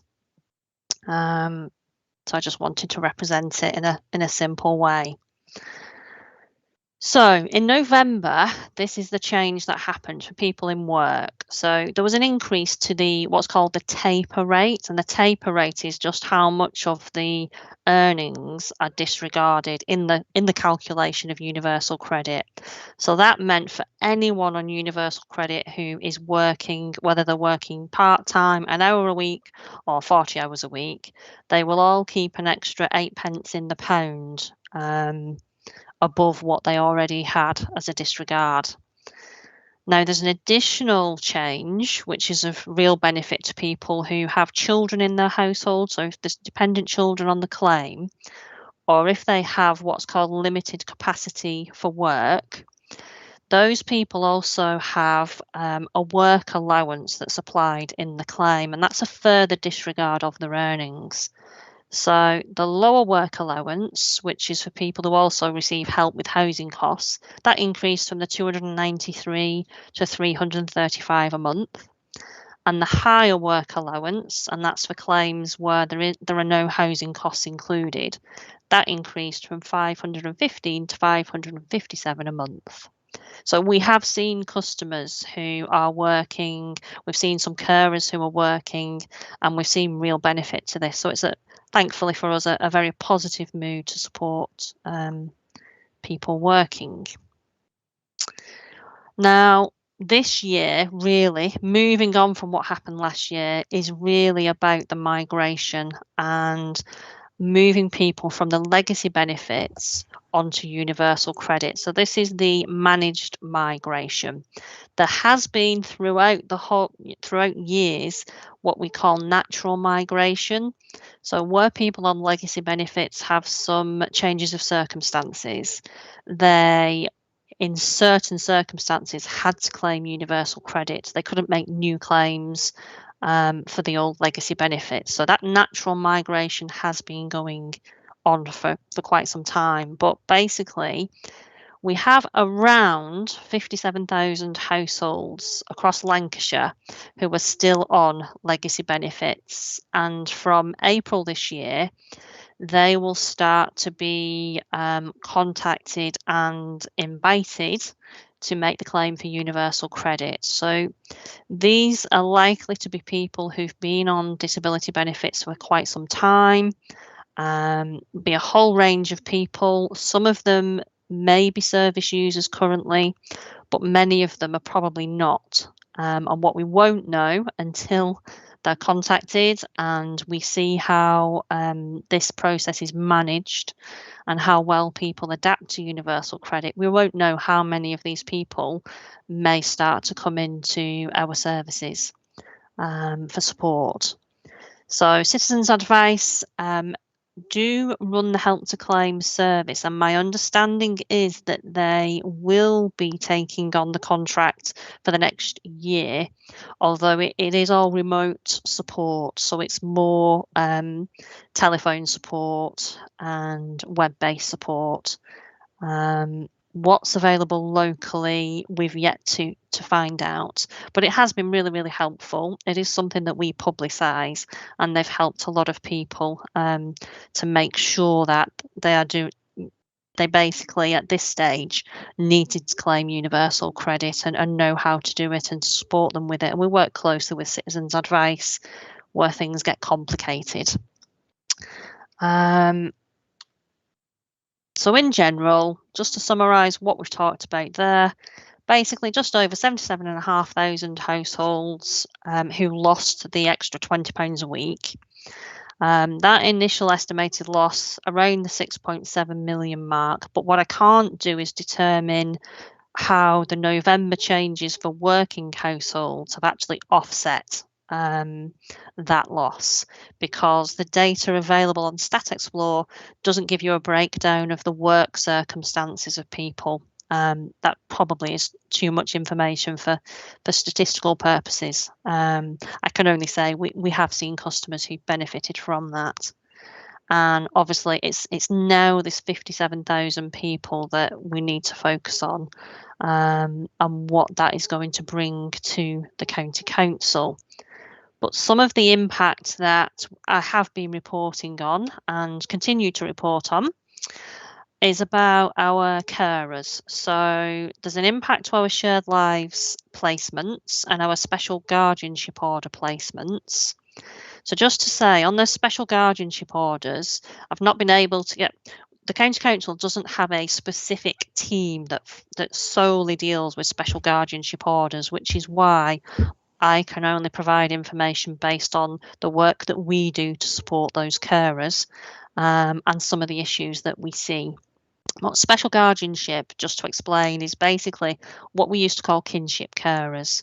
So it tends to be family members, whether it's sisters, aunts, uncles, granddads, grandparents, taking on care of family members where their own parent or parents isn't able to care for them anymore. So the universal credit is affecting some of those placements just because, as Shane has mentioned, universal credit is all about getting people back to work, and reducing really the public purse, the money that we pay towards benefits. And for some of these special guardianship order placements, they're taking on multiple children. And some of them are grandparents, so they're in the late 50s, early 60s. They don't want to have to be meeting the universal credit criteria. It's not a massive problem at the moment. It's small numbers, and we'll just have to keep it under, keep a close eye on it basically, and watch what happens with that. So what I'm really going to talk about a bit more is our shared lives placements and the impact of universal credit on those. Our contributions, our client contributions that we get from people receiving chargeable services, and our corporate appointeeship team and the issues that they're having. And as you can see already, we know from our client contributions and the information that Adil from Financial Assessment Team has provided that we are seeing a reduction of around £1 million a year in income from the client contributions, compared to what we know we receive from people on the legacy benefits. And that's basically because the universal credit is very focused and absolutely right, supporting people into work and making work more affordable and supporting them. Unfortunately for the county council, an awful lot of our client base are people who really can't work either permanently or certainly at this time. So many of our service users currently are not benefiting from the work requirements, but it's a culture change and we'll move with that change. So the Shared Lives service, they currently have 230 permanent placements, and they do have short-term placements and different things, but it's the permanent placements that are the real big issue. They are still working to look at the financial impact. What I can explain is that for service users in the Shared Lives placements, essentially for those on universal credit, there's usually two different income losses to the service user. So service users who are the most disabled, shall we say, and they're in what we call the support group, they are losing, based on this year's benefit rates, just over £44 a week. So it's just over £2,300 a year. For service users who are what we call limited capability for work, so although they have restrictions, the idea is that Job Centre, other services work with them and may still be able to get them into some kind of training or work.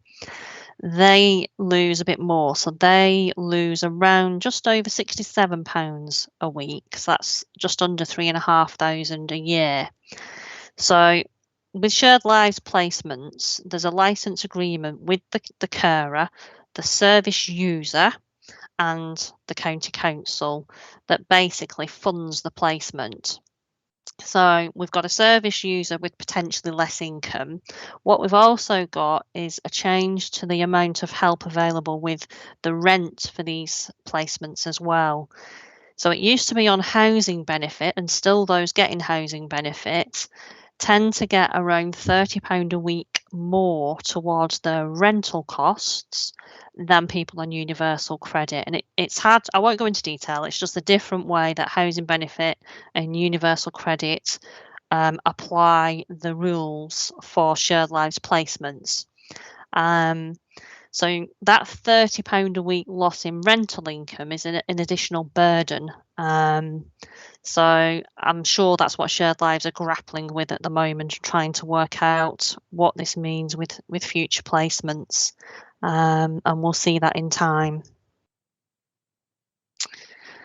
Now, the Care Financial Assessment Team, so that's the team who actually go out and do the financial assessments for people receiving chargeable services. So this is the information that Adil's been able to provide us with and is keeping under review. So as of December, we have 6,763 working age service users who are receiving the chargeable services. So this doesn't include residential care because that's completely different and not impacted in the same way at the moment. We're not looking at that. We're just looking at non-residential services. So what has been identified is that the average client contribution for our working age service users is £28.46 a week. But what we're finding, those on universal credit, because the income tends to be a lot lower, it's £7.29 per week. So this is where we are already seeing, with the just over 1,000 service users who are on universal credit, we can estimate that we're losing around 1.1 million per year.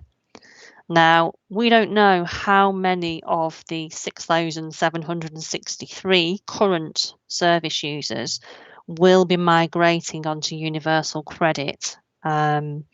So we basically looked at, well, if 50% of them end up migrating to universal credit, eventually that would mean a drop in income of around 3.7 million in total overall. Obviously, if more end up on universal credit, it will be higher, but it won't happen immediately because under the managed migration process, people on legacy benefits who are getting a higher rate, there will be a transitional element included in their award to make sure that at the date they move on to universal credit, they don't see an immediate drop in income. So it will be protected. Their income will stay at a certain level.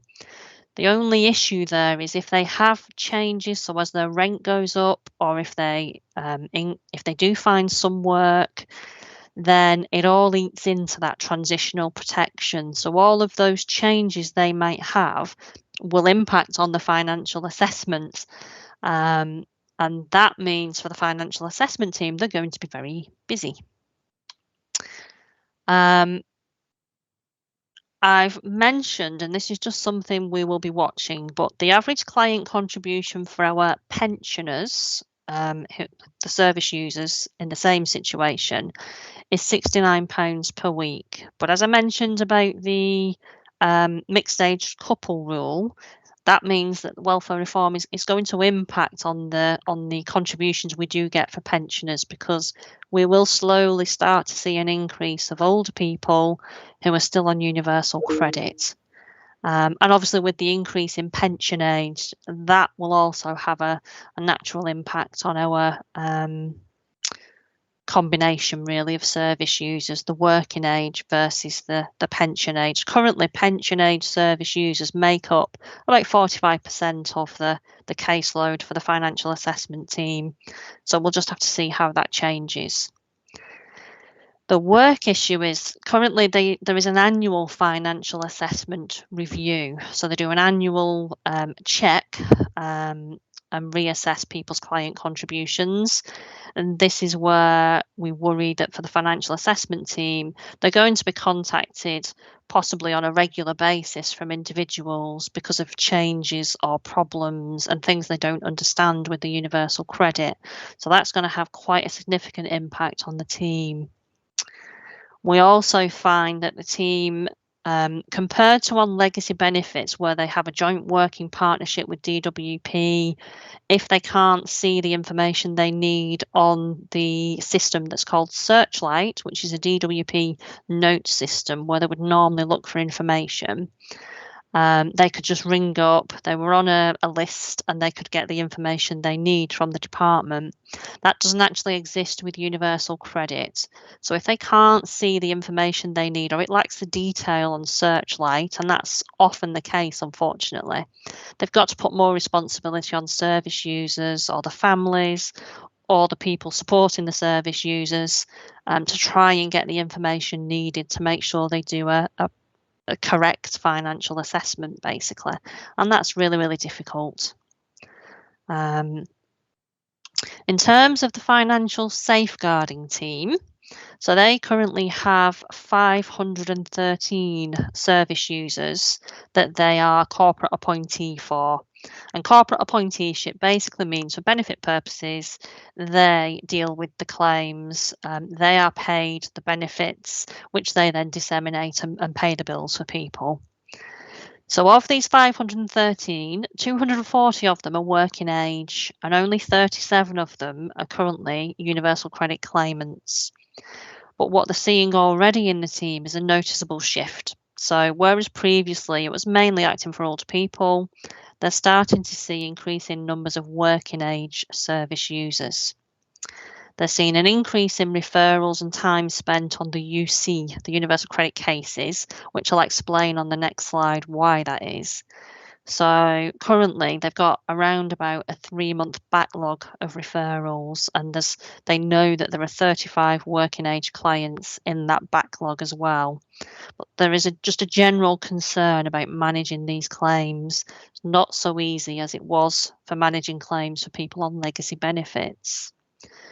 So there's lots of difficulties. The main ones that we're highlighting for the team are that at the point at which they take over appointeeship, some of the customers are already in serious debt, and that's debt to priority creditors, so whether it's council tax, landlords, mortgage companies. So they need specialist debt advice, so they're having to get social workers or support workers to help the clients to access the specialist debt services.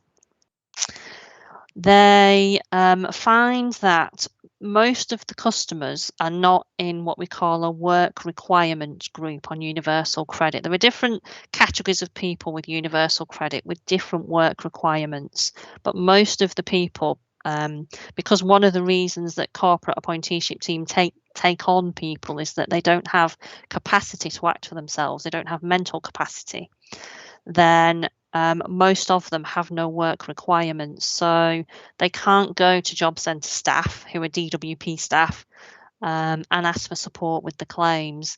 They have to put information on the journal and put questions on the journal, and this is where there's an awful lot of delays, and sometimes the responses show that people don't really understand what the issue is. If you try and ring the DWP phone lines for universal credit, again, it's lengthy delays. So when staff are already under pressure, and I know this from my own staff, we can't be sitting on the phone for an hour or two waiting to get through and then finding we don't get the issue solved at the end of it. So that's a particular stress for them. Universal credit, there are agreed processes that should be applied to corporate appointees, including that when they pay the benefit over, they use the national insurance number as a reference on the payment so that the staff can know exactly whose money that is, because it's all paid into the one corporate account and then disseminated, and that sometimes doesn't happen. There are other issues as well, but it's just that these niggling issues continue. And then accessing journals. So when the corporate appointeeship is granted, the passwords and information that the team have, sometimes if they've already been in existence, if it's not a new claim, the service user still has access to the account. The passwords are not reset. So very often the team finds that when they're in the middle of sorting out the claim and all the problems, a service user or a family member or someone else is accessing the journal, changing things, locking the team out. And again, it takes a lot of time. So in some respects, they're small things, but they're just very time consuming, very frustrating, and take a long time to get sorted, even when it's something simple. And that's quite a frustration. I won't go into all the other issues. So the migration itself, obviously, many of the people who are on those legacy benefits, it's going to include the long-term disabled, very sick people, people with complex needs, and people who may never have been into our services before, but may end up coming to us for support. We don't know what the increase in numbers will be. We're going to have to keep an eye on that and try and cope. Library services have been approached by DWP. And that's right, with the digital offer that libraries have. I've spoken with library staff about this and will continue to do so. My only concern is that the general public don't see the library staff as the advisors that they need and go to them when there's problems and take the frustrations out on the library staff. It's quite different. So we just need to manage that very carefully and make sure we do the best we can to support people, but make sure that the staff have the help that they need as well. And finally, the employment support team. So the County Council has the employment support team who support people with disabilities into work. That team is going to become, and other services, there's voluntary services and external services out there who do the same. That's all going to be vital, because the clear message is absolutely getting people into work will actually increase their income. That's really important. So that is again something we need to see how that develops, really, and we need the message to get out to all the service users as well, and people on benefits, that there is help available. You know, we need to just make sure we deal with that sensitively, and hopefully, yes, get more people into work that helps them and doesn't hinder things for them. So there's the culture change means different things for different teams. The good thing that I will say in the County Council is shared life staff are brilliant, pick up on benefit issues, work with us all the time. So I feel confident that for their service users, where we have problems, we'll work together to solve them. The same with the financial assessment team, big service, constantly engaging with service users about the financial assessments that they undertake. They're easily accessible. So hopefully anyone who has a problem will quite quickly be in touch with the financial assessment team. And again, we work very well together. If it's something they can't sort out and it becomes more complicated, they'll refer into us as well. So we'll try and catch people between us, and the same with libraries. They're out there in communities, and that is something that's vital, that we make sure that they can access help to help people, as well as DWP and I think district councils. Between all of us, somehow we need to make sure that we catch people and we don't see more people ending up with no money. And in crisis and really struggling. We need to make this work, and it may well be a difficult journey, but I feel positive with the engagement and the positive working relationships that we've all got, that at least we can make the best of that. That's my hope and that's my intention. So that was a very quick summary, but overall, I've just put the names up there for people if there's any questions. Right, okay. Just before we go into questions, can I just bring in County Councillor Swarbrick? Thank you, Chairman.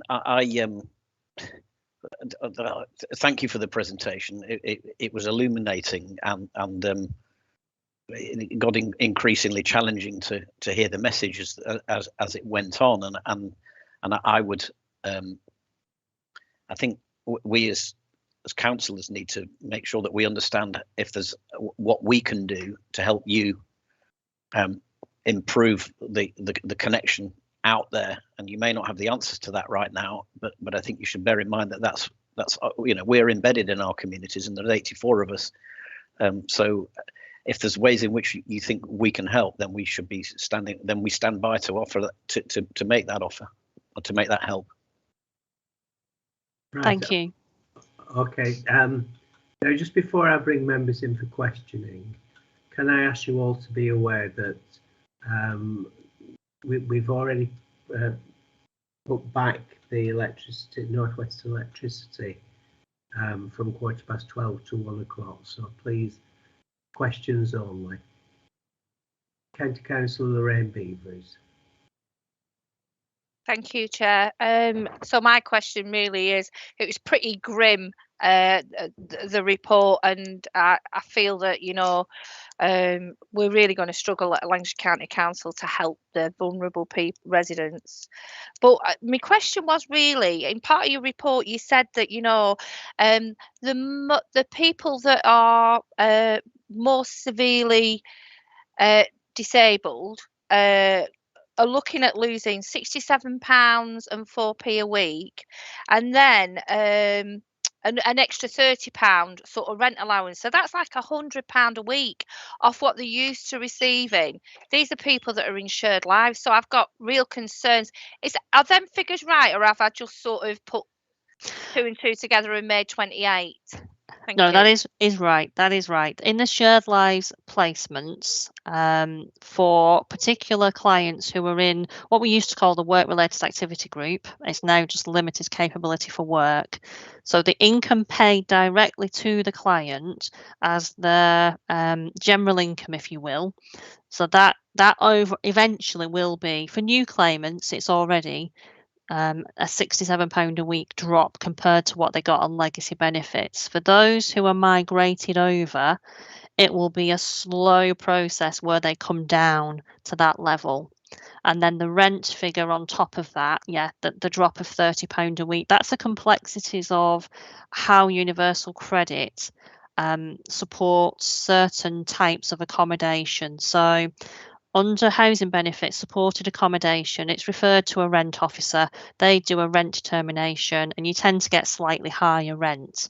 But shared lives cases on universal credit are paid under the same rules as anyone in a private rented tenancy. They do not come under, it's not all supported accommodation that can still apply for housing benefit, and that's often a confusion that people have. It has to be what they call specified accommodation, and that's explained in the universal credit regulations, and shared lives placements aren't included as specified accommodation because it's private landlords basically, even though it is 24/7 supported accommodation. So that's why there's a drop in the rental income that they have, because they're limited by the local housing allowance rules. Right, thank you very much. County Councillor John Singleton. Thanks, Chair. Just 2 brief questions. On the financial assessment team and the safeguarding team, you were saying that there's long delays contacting DWP phone lines. I can appreciate that. It could be an hour. Why don't you have a nominated officer on a nominated phone line you can contact? That's one. And secondly, a lot of people are going to be losing a lot of money here. Have you thought about bringing crisis loans back? That's all, thank you. Thank you. So providing a particular line or a nominated person, that's down to DWP or Universal Credit to do, and they won't do that. What we do have is the partnership managers, such as Tracy and Shane, who've been today. So we link in with them. And I've actually recently shared all the contact points for that with the financial assessment team. But I have to say, we do find that although they're very, very helpful, they often have the same barriers with universal credit. Yeah. They don't have the influence. They can't go in and say, you've got this wrong, sort it out, and it gets sorted out. Yeah. So that's a particular problem. Obviously, crisis loans, that again was part of the social fund that was administered by the Department for Work and Pensions. That's gone now, though, hasn't it? It's been gone since 2013, and that's when we had local welfare support transferred to the county council. So that's gone, and I don't see that returning. But whether something else is created in its place that's different but supports people in crisis, again, it's a DWP decision. Yeah. Right. Thank you. Thanks. And thank you, John, for the brevity of your questions. County Councillor Anne Cheetham. Thank you.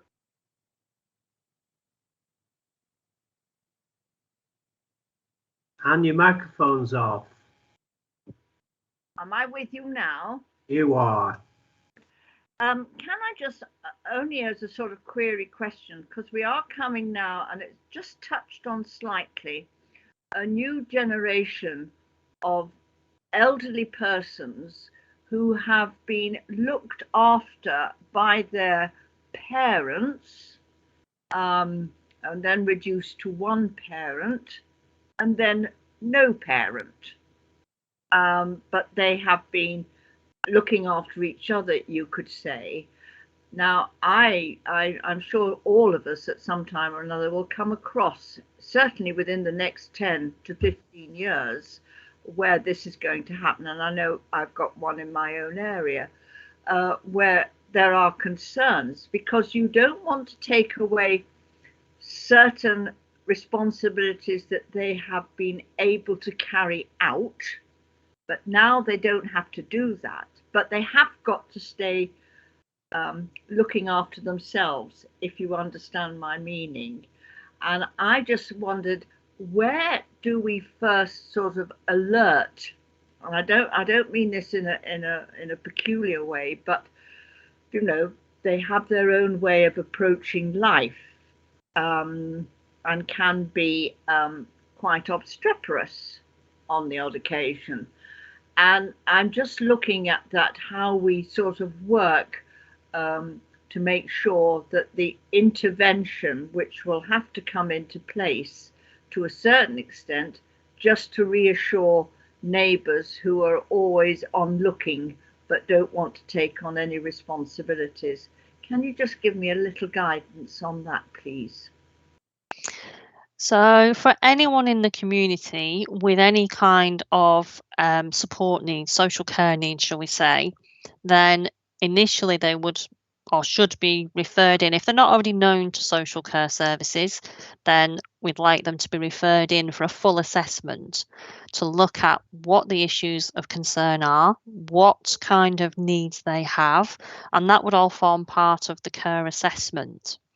Now, if with universal credit and the digital requirements and potential problems that it may add to the list of needs, ultimately, if someone has capacity and they just need support, it's a bit of a grey area as to who provides that support. And this is where we are going to learn when these people on legacy benefits are moved over. I mean, there's no doubt that already voluntary services, DWP, ourselves, social workers, we're all supporting people in different ways. There's lots of social care staff who have been making online claims for people and trying to make sure they've got an income.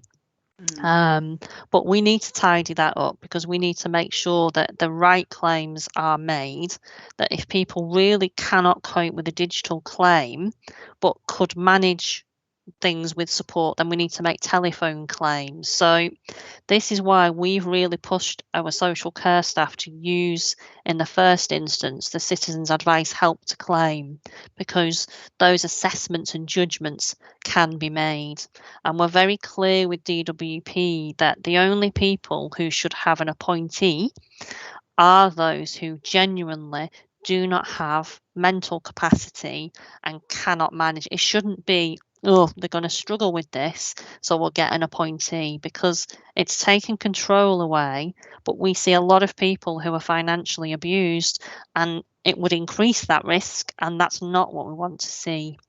So it's a very difficult. There's no absolute answer to that. It's something that between all these services and DWP, we just need to keep managing that. And if we can come up with pathways that are clear and work for people, we'll do that. But there's such individual circumstances, and that's the problem, really.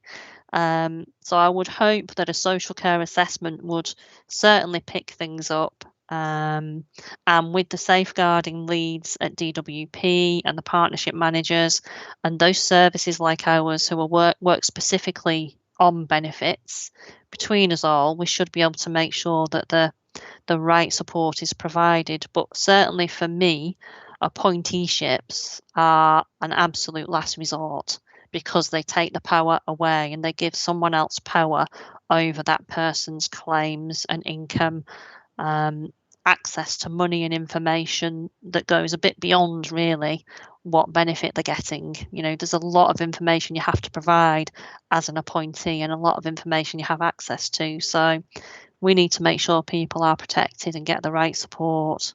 So I'm sorry I can't give you a definite, this is what you need to do. No, I think that's been very helpful. And I think this is where we miss what I call the old-fashioned local touch, which was the post office.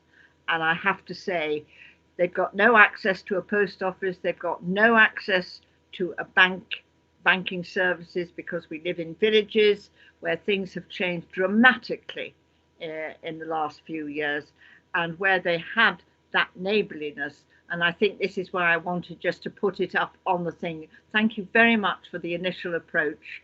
The fact that this person could not even get to the Citizens Advice Bureau, you know, of where it's perched, is no help. But it's very helpful just to have that reassurance that neighbours will be neighbours, and they will endeavour to do all they can to give the support that is required. Thank you very much. Thank you. Right, thank you. I haven't got any more questions, so I'm going to ask County Councillor Swarbrick to make some recommendations.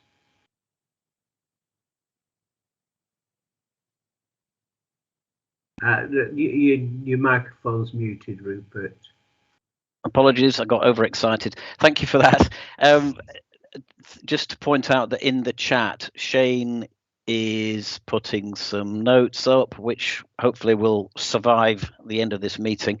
As I said earlier, this was a rather concerning report, but clearly officers are across the challenges, and I would reiterate certainly my support, and I would hope that I have 83 other colleagues who would help in any way that we can to get the message out, and that we perhaps ask you to keep an eye on things, accumulate statistics that will prove helpful, and come back to us in, say, 6 months' time or so, so that we're across this and we can help you plough through the problems as they arise.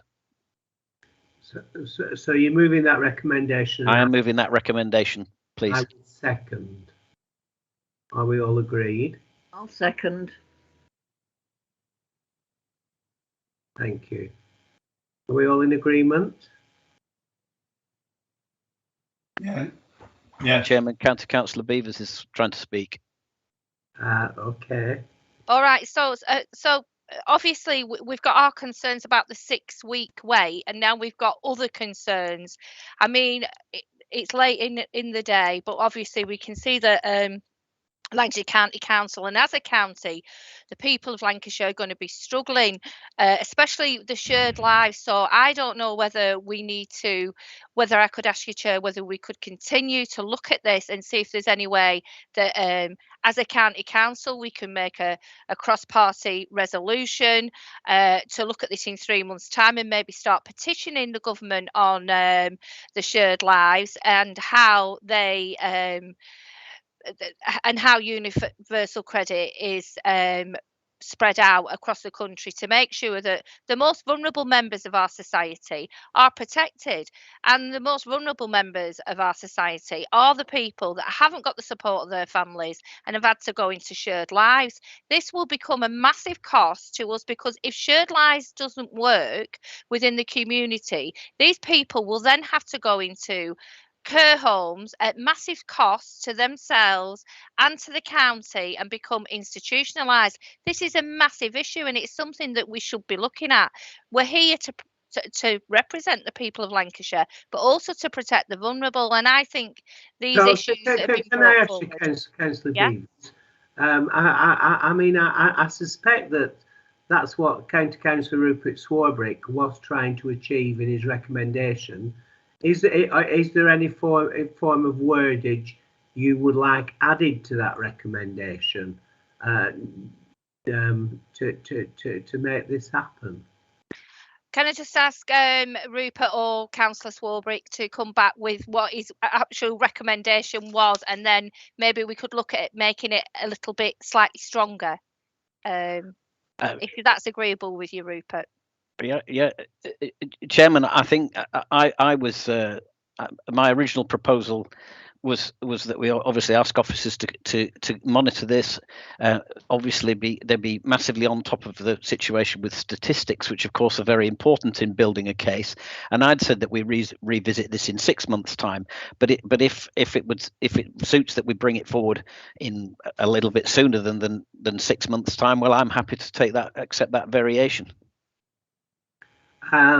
Yes. Yeah, and I'm happy with that if we relook at it in 3 months' time. I don't know how the rest of the committee is, but I do think that this is an ongoing live problem, and it's something that we should be looking at and working towards resolving. Okay. Thank you, Chair. So I think we've got to be approximate with the 3 months, because it will depend on what meetings we have at the time, won't it? Because you'll be talking end of March time, which probably gets us into the silly season. But I'm happy to accept that in principle. Thank you. So it's been moved and seconded. Are we agreed? Agreed. Okay, thank you. Right, Storm Arwen is arriving.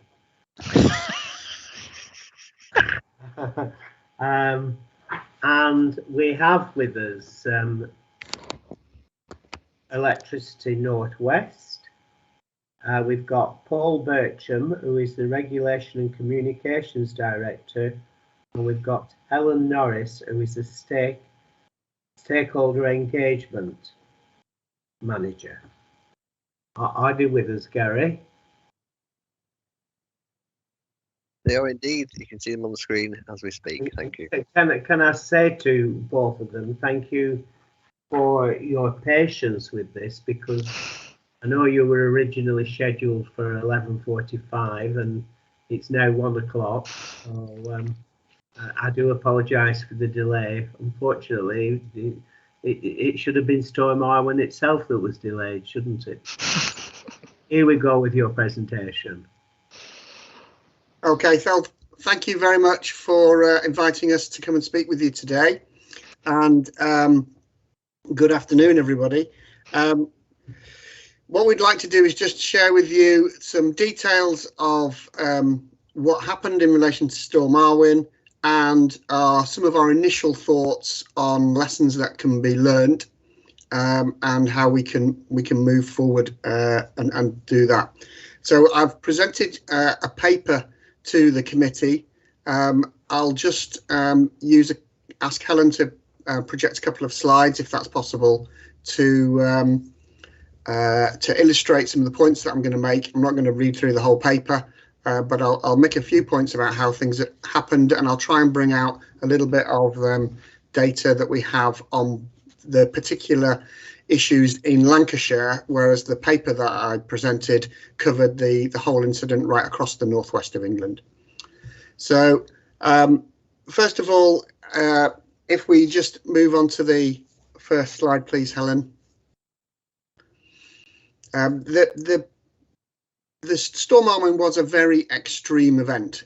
we would need to go back to storms of 1997 or 1998 to find something that was potentially comparable.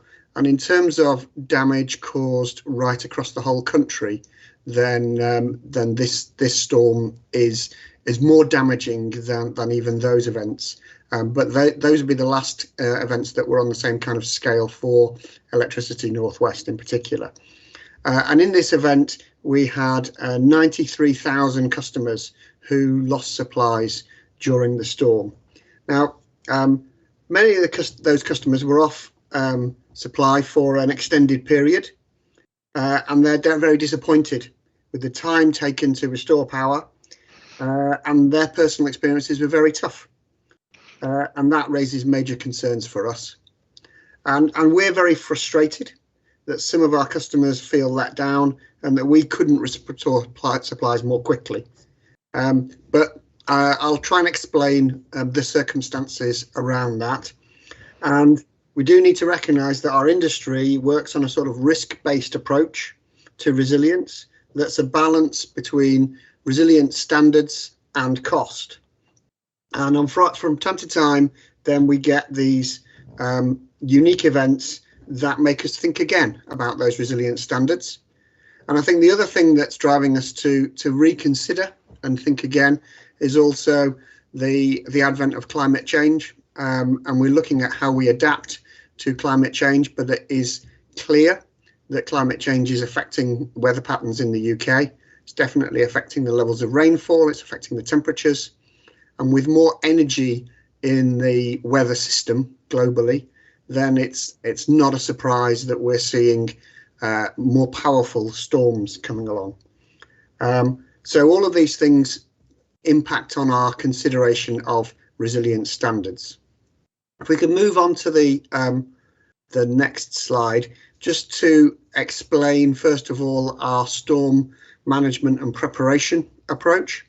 So our incident management strategy at Electricity Northwest is 3 stages: to protect and prevent supplies from being interrupted, to then automate supply restoration within 3 minutes, and then where that's not possible, to repair the network or to restore by generation those who are still off supply.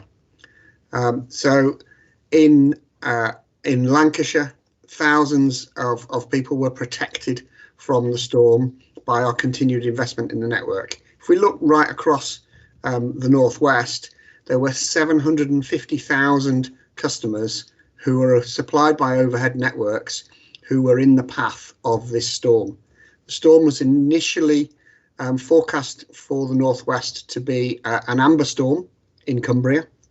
That amber storm warning was downgraded to yellow, but actually the storm that hit us was a red storm, what would have been categorised as a red storm, and that red storm hit all of Cumbria, Lancashire, and down south of Manchester in the Peak area and Derbyshire. So it affected every part of the Electricity Northwest network.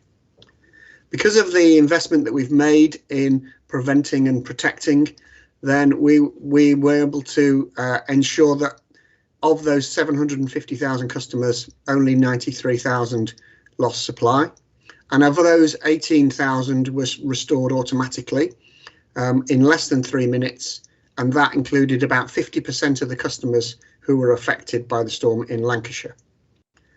We then moved into our repair and restore approach, and we worked tirelessly, bringing in hundreds of additional engineers to support us. And once we'd restored power in Lancashire, we then sent our teams north to Cumbria, who suffered the worst of the effects. But we focused on the teams that we have based in Lancashire, restoring supplies to everybody in Lancashire first before we move resources around the region. So Storm Arwen caused over 800 different instances of damage across the network in a 24-hour period. Now, a typical amber level storm might cause 50 significant damages on our high voltage network. So effectively, Storm Arwen was equivalent to 2 months of typical fault activity in 24 hours. And the primary causes for this were falling trees that were ripped out from the roots by the high winds, exacerbated by the saturated ground, and heavy snow and ice loading on some parts of our network on the highest peak areas. During the first 42 hours, the wind speeds were above safe levels for working at height, and access from the snow and fallen trees also hampered our restoration efforts. If we could move on to the next slide, please, Helen. This is a graph that shows the number of customers off supply and how quickly they were restored. So the falling blue line is the customers who are off supply plotted against time. The red line is the mirror image of that. That's the number of customers restored. So what you can see here is we take the 93,000 off, then within 3 minutes, 18,000 were restored automatically. And then we work through to restore everybody. Now with Storm Arwen, what we do have is quite a long tail to this event, and that has caused considerable concern and extreme scrutiny, and that's quite understandable and quite appropriate. What you can see is that in the red period initially, that's when high wind speeds prevented us from climbing to climb poles and restring conductors. But you can see in that period, through switching, through reconfiguring of the network, through use of mobile generation, we were able to resupply a large number of customers. And when we got to about 48 hours after the incident, then we had about 8,400 customers still off supply. And then that's when we started to receive additional resources under the NewSAC agreement, which is an agreement between all the different distribution companies in Great Britain. They arrived into our region in this yellow block on the graph here, and they assisted us in effecting all of the major repairs that were required to rebuild the network in a number of areas. It did take up to a further 6 days to restore every supply. Fortunately, none of those were in Lancashire, but that was the case in Cumbria. The worst affected areas were impacted by tens, if not hundreds, of fallen trees that took out kilometres of line, which all had to be completely rebuilt. And also what we found was when we restored supplies to some customers and made repairs, that would reveal faults further down the line on spur lines, on lower voltage line networks. So there were multiple repairs required for some customers to affect them all. If I also turn briefly to the customer interface, our customer contact centre is set up to handle about 30,000 calls a month, with messaging systems to enable it to handle bigger volumes than that. We received 50,000 calls in the first 2 days of this event, and that triggers for us a change in our call prioritisation. As well as increasing the capacity in our call centres and diverting many of our staff into their storm roles so they can also man the phones and talk to our customers, we prioritise calls in the following 3 headings.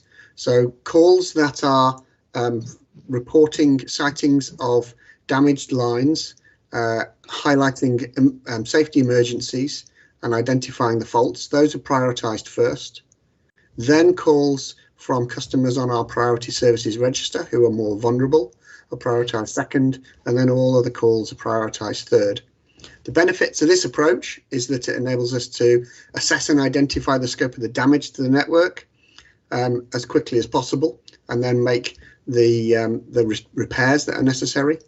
But the challenge is that some customers are frustrated that they can't get through to us, and we think that's very understandable, and an area that we continue to look at and see what more we can do to improve communication with customers. The storm started on the Friday night, and by the Monday afternoon, we had about 4,800 customers still off supply.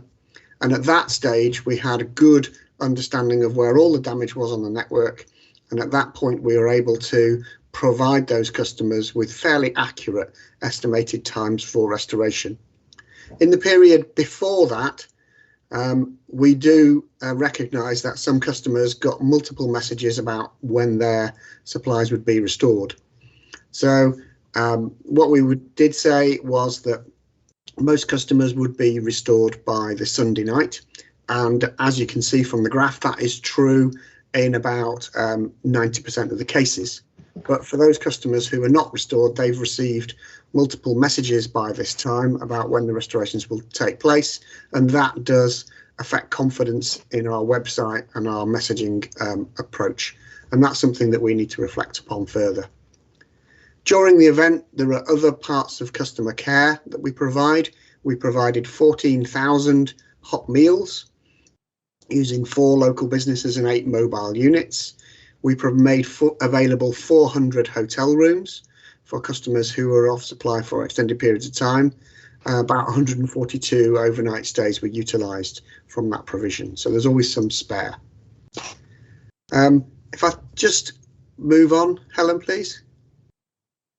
If we look at Lancashire specifically, as I said before, of the 93,000 properties in the northwest that lost power, the majority were in Cumbria, around a third in Lancashire. But because of the automation that we've installed on the network, about 50% of those were restored in under 3 minutes. And 70% had their supplies restored by switching within 3 hours, and 95% were restored within 24 hours. The last few repairs were in the Ribble Valley. It did take us quite a lot longer to rebuild the network in that area because there was extensive tree damage to the network out there. And all the properties were restored in Lancashire by the 1st of December, with 2 exceptions. Both of those properties we were in contact with the customers in those properties. The properties were not all occupied, but we did manage to complete those final 2 repairs on the 2nd of December. If we move on again.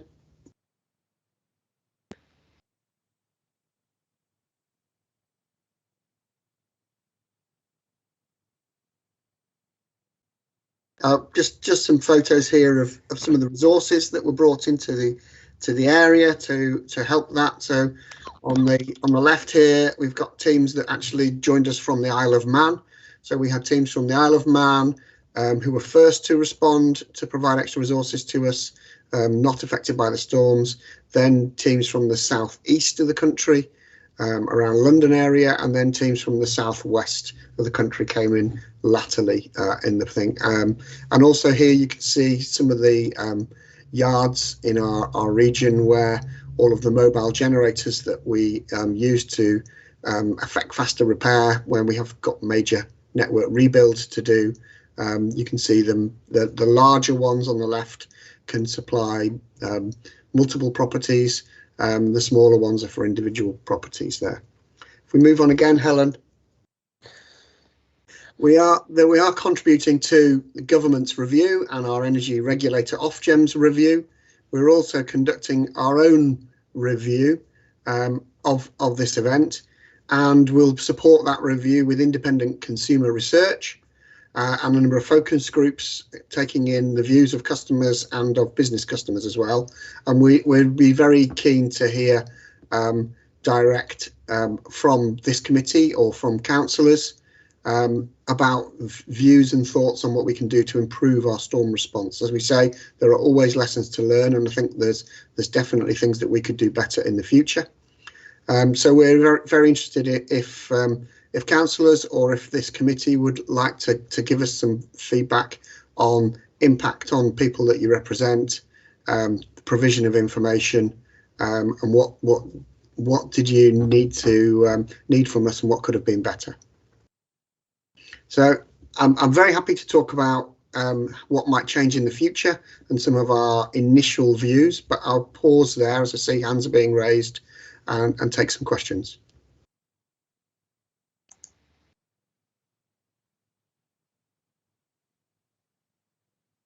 Oh, hello, Paul. It's Rupert. I'm the vice chairman. I think Peter's perhaps just not with us at the minute.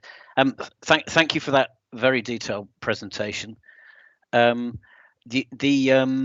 last page, you had the that sort of the framework of which you'd like to put questions or receive feedback. Can you make sure that how we get that information to you is circulated to us, please, perhaps via the officers? Yeah. Peter's back, I think. I've seen him somewhere. Yes, apologies, I was muted. I fell victim of the mutation. I'll hand back over to you, Chief. Thank you. John. Right, Chair. Thank you for that. And I can only relate to that very similar to, I'm sure, experience we've all come across, and that's delayed flights at an airport. And the most staggering point about that is the lack of communication, what's happening to the next flight. So I would maybe suggest that part of the risk management focuses on communication strategy. And I think by advising councils, Lancashire County Council, district councils, because councillors have media platforms, social platforms that they can advise the local community. And I think that's one step that was missing in this particular incident, if you don't mind me saying. That's all I have to add. Thank you. Thank you for that. I think that's very good feedback. Yeah, I think there's definitely more that we could do in using our networks with local leaders to affect better communication. That is a very well made point. I do agree. Right, thank you. Now, County Councillors Jed Murphy and County Councillor Alan Schofield have indicated they would like to speak, quite understandably, as they represent Ribble Valley. But I do need agreement from all the committee to allow them to speak. So presumably we are happy with that, Chair. Okay, thank you. Yeah. So first of all, Councillor Jed Murphy. Right. I'm disappointed to find that Ribble Valley was an outlier in your response, and given the fact that a lot of the problems were related to rural villages, that isn't particularly surprising. If I'm going to offer you a critique, I'd offer you a critique based upon, I think, the failure of your C3I systems. Do you understand what C3I is? Command, control, communication, and information. So let me start with information. I thought your data was very, very poor. I think you need to spend money, particularly in relation to large incidents, on data analytics to understand the kind of pinch points of where the problems are. And what you would have discovered is that Ribble Valley was a particular issue area. I think you need to spend much more people resource, and invest in analytical software so that you can understand kind of like what the issues that you're facing are, where those issues are. The fact that in your presentation there's a lack of statistics, I think is quite revealing. I say that from some experience. I used to be Chief Data Officer of the Northwest Development Agency, and I can offer you some help and assistance on those kind of lines. What I'd like to see, if possible, is to provide some statistics about the number of properties that were affected in Lancashire, their location in terms of individual district councils, but also how long those properties were affected.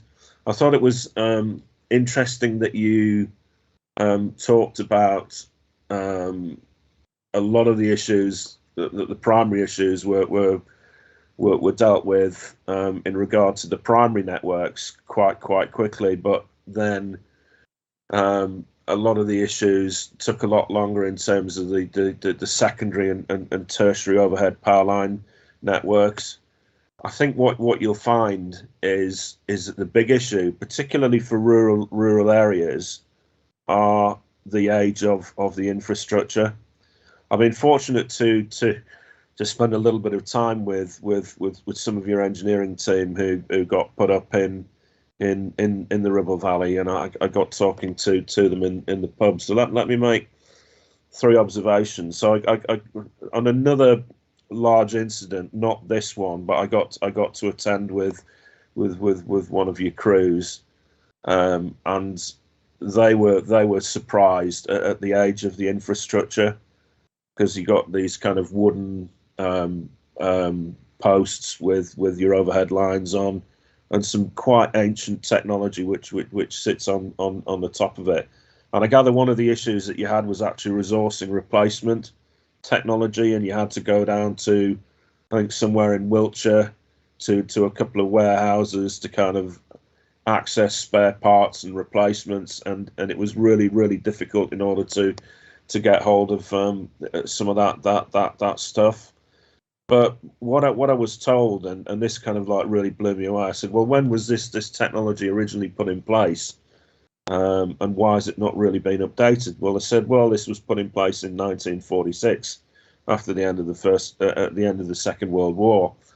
And I said, well, has any upgrade like occurred? He said, well, some of the engineers said, well, yeah, in the 1960s we did some overhaul of the system, but the issue is that there's not really been a lot of new building and development in the villages, so we've not really had to kind of address the issue of upgrading the infrastructure in a major way, because it's not been affected by a dramatic instance.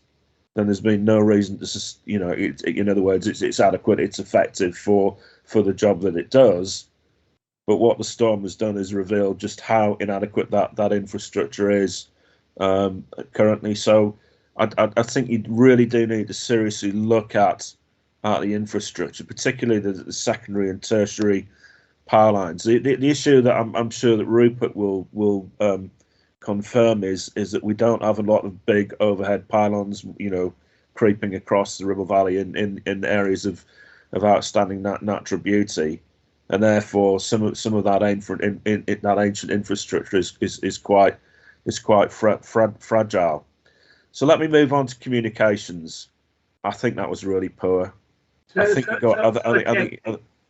I just ask you? So your question, I presume, is what can be done to improve the infrastructure? What can be done to improve the infrastructure? So that's one question.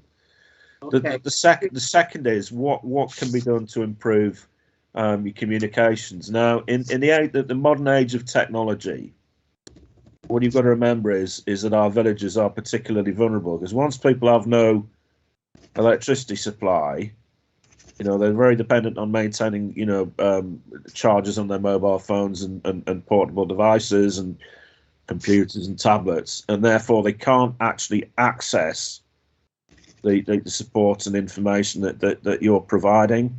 And there needs to be a way of reaching out to that community who are not online or who have been taken offline, off grid effectively.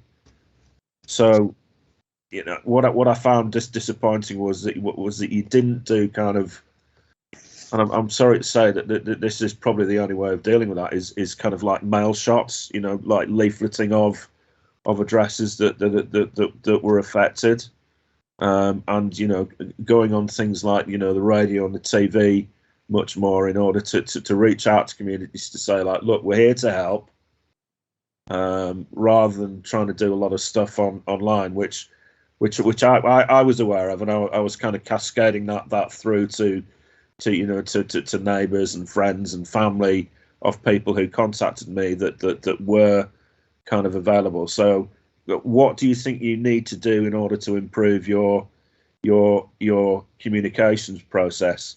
So that's my second question. So moving on to command, and I think John Singleton's absolutely bob on this, is that I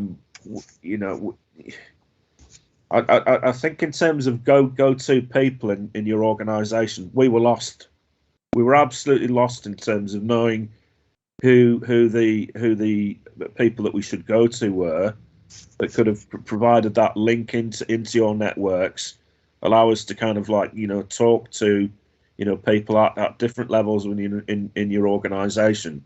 Because one of the things that we would have communicated to you in terms of response, and this is another question: how are you going to improve resilience? Not just in terms of resilience of the network, but in terms of social resilience. One of the things that was badly affected was the resilience networks.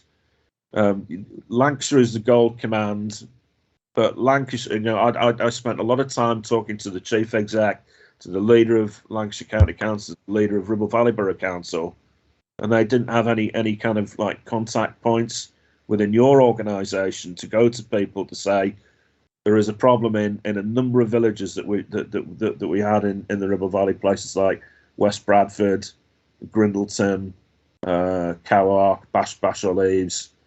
I could go on. You kind of get the picture. So that those resilience infrastructures didn't work as effectively as they should have done. Nobody kind of effectively took ownership of the problem. So the question is, how are you going to better take ownership of those kind of problems going forward? Now, let me give an example of how it's supposed to work, which is that a lot of this is really highly dependent upon the functioning of village halls, parish halls. But those village halls, parish halls had no electricity supply. So guess what? You couldn't like bring people to the parish halls, to the village halls, to make them a cup of tea, to provide hot meals. And it was only when myself and Nigel Evans MP started whinging and complaining that you actually started to provide food vans, and that was only after 7 days. And that was a really disappointing aspect of this. So it appeared to me that Lancashire didn't have as high a priority as Cumbria, and Ribble Valley really struggled to kind of make its case known. So control is the last aspect of this, and the key to this is that when you started getting your act together, I mean, I think Electricity North West, and the question I'd put is how are you going to improve your response procedures, particularly into terms of providing generators? And it was only like very late in the day that you started providing generators and making those available to rural parts of Lancashire, that the problem dramatically started to kind of improve for people. I do disagree with you, however, that most people's issues were resolved within 6 days. I could cite you examples of people who were still without electricity 13, 14 days down the line, and that really wasn't good enough. And these were people at the end of secondary and particularly tertiary overhead power lines. The kind of people who lived in kind of outlying hamlets and outlying farmsteads, and there are a lot of people like that in the Ribble Valley. It's a nice place to live, but it's remote, it's isolated. It isn't an area of outstanding natural beauty. We do need to think how to resource those people to make sure that the infrastructure is resilient. So I'd ask you, what can you do in order to improve the lot of rural areas? I think I've asked all the questions I need to, Peter. So, well, thank you. I think though that one of the things that we must bear in mind is that this was the biggest incident since 1997, which is 25 years ago. Obviously, North West Electricity will be learning from this situation, and I'm sure that they've taken a lot away. I think also that one of the things that was said in the presentation was that the damage was far more substantial through the trees that were down in Ribble Valley. But far be it me. There are more trees in rural areas. I do appreciate that, Peter. Far be it from me to answer the questions, and I'll put them back to Paul. Okay, thank you, Councillor Brickcliffe. Councillor Murphy, thanks for your questions and your feedback. I think you make a very good number of points, and they're important points for us to consider. So if I sort of take those in order as you raise them, what can be done to improve information? I think we're looking at that point very carefully. We've received a lot of feedback about customers being disappointed with the information that they received, and also the point about how we get that information to people. As you say, when all of modern technology relies on electricity for communication, and the electricity is lost, then we need to move back to older technologies, as you say, knocking on doors, putting leaflets through doors to get communication to people, and that is something that we are looking at and considering different ways of communicating in the future. As I said, the effectiveness of communication, the most important thing that customers want from us, first of all, is accurate information about when we can restore supplies, and to do that we need to further improve and strengthen our ability to reconnoitre all parts of the network and identify how much damage has been caused. As you say, the tertiary parts of the network are the last to be repaired, because it's only when you re-energise higher voltages that will restore supplies to a large number of customers, that the smaller number of customers who are affected by multiple faults are revealed in some instances. So more teams trained to do the reconnoitre work and to get out there would be helpful. We were hampered in this incident that weather was denied us the use of helicopters for reconnoitre until quite late in the incident, which may have improved things. But we are thinking hard about what we can do about communication and improving the messaging for more customers. And as I said, we are looking at how do we get more boots on the ground, how do we get more people knocking on doors, how do we get leaflets out, etc. We're in discussions with the post office, who visit every home virtually every day. What could they do for us in these kind of situations? So that's something that's being explored already. You asked about the command structure, and I think that's a very good point. We had some real successes in Storm Arwen with some of our stakeholders who provided us with great communication routes to some of the most vulnerable communities in their areas, but that's not a universal coverage, and that's something that we're keen to develop further to provide contact points and briefings. We provided multiple briefings to all of the regional MPs on a regular basis, and we used the media extensively. I conducted 35 television and radio interviews during the period of this storm to try and get our messages out to customers, not only about the repairs but also about the additional support that could be provided to them. But I think there's more that we can do in that area, and definitely building our communication networks with people like yourselves is something that we're keen to do, and we're looking at how best to organise that going forward. And you also touched upon the resilience infrastructure. Now, as I understand it, the Category 1 responders in Lancashire did not instigate a gold command that I'm aware of. So well, they should have done. It isn't our ability or responsibility to do that. That is for Category 1 responders. That was undertaken in Cumbria, and then they do call on us to participate, and we have a big role to play in doing that. But we don't have the authority or the power to instigate that. That's the Category 1 responders. We're a Category 2 responder, but we will play our full part in any local resilience forum that is instigated by those Category 1 responders. So there's wider consideration, and we'll discuss that with those responders as well in those instances. The provision of generators is another point, and again, I think it's something that is under review. Do we have a sufficiency of generators? We made 280 generator deployments during the storm, using about 140 generators. So on average, a generator was used and then removed and then redeployed twice.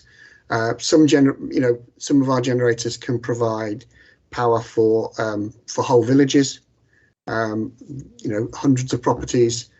And we have a scale of different generators right down to individual generators that can provide individual properties. The biggest issue, yeah, you did in her screen, yeah. And the issue with generators is that when the network is severely damaged, as was the case in Arwen, it isn't safe to connect generators immediately until we've made some repairs to the network. So the network that has to be put into a state that allows us to make that generation connection, etc. So there's usually work to do in that regard. But one thing that we are exploring is whether it might be possible to fit additional equipment that makes the network more generator ready, which might enhance resilience. So that's something else we're looking at. In terms of other lessons learnt and other resilience considerations, you mentioned the fact that there's a lot of trees in rural areas, and that's no surprise to anyone. We do have a national standard for resilience that relates to tree cutting and clearance around overhead lines, and that standard is based on a risk-based approach and requires us to cut back lines from the very highest voltages.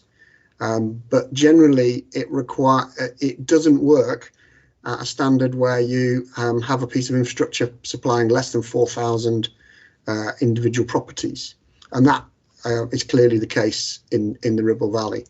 So whilst our network meets or exceeds all of the national resilience standards, I think some of those standards may need a review. And in particular, our network withstood the wind, other than in Derbyshire, where there was significant ice loading. The network was not blown down itself. It's not weak or poorly maintained. But what did cause the extensive damage was that the network was crushed by tens, if not hundreds, of falling trees. And the network is not designed to withstand that kind of load. There is no network that will withstand that kind of load. In that instance, you need to remove the trees a full fall distance from the lines. Now, currently on lines in places like Ribble Valley, we don't cut trees back to a full fall distance. The standard doesn't require that or expect that, but I think that is a standard that needs to be reviewed on a national level as a result of the learnings coming out of Storm Arwen. Coming back to your point about information as well, one of the other things we can do is to fit more automotive and information gathering equipment to the lower voltage networks, so that they can be, some of those can be switched in automatically. Now, at the moment, all of our high voltage network, as is the case in all other parts of the country, has automation on it. There's a very high prevalence of automation in the northwest, but no overhead network at low voltage has that kind of equipment fitted to it. But so that may, additional switchgear into that network may well provide an additional resilience to some parts of the network, and that's something else that we're looking at as well. So I think hopefully that's provided you with some information, but I think all the points you make are very valid. Helen's jotted them down. I've seen her furiously scribbling. We will feed all of those points into our review and consider those further, and we will look to publish the results of our review, as well as there being a review conducted by government and a review conducted by the energy regulator Ofgem. So thank you for your contribution, and I'm happy any idea about the dialogue. Any idea about the timescale for the publication of your review at all? Not at this stage.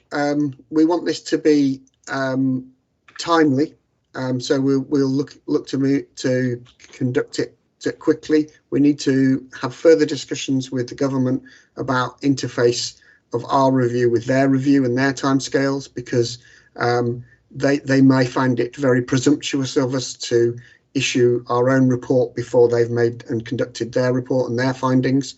So that's something that we've still to consider. We want to make sure that we give as many of our customers and other stakeholders the opportunity to respond, but it'd be something that we'd look to conclude in the first quarter this year.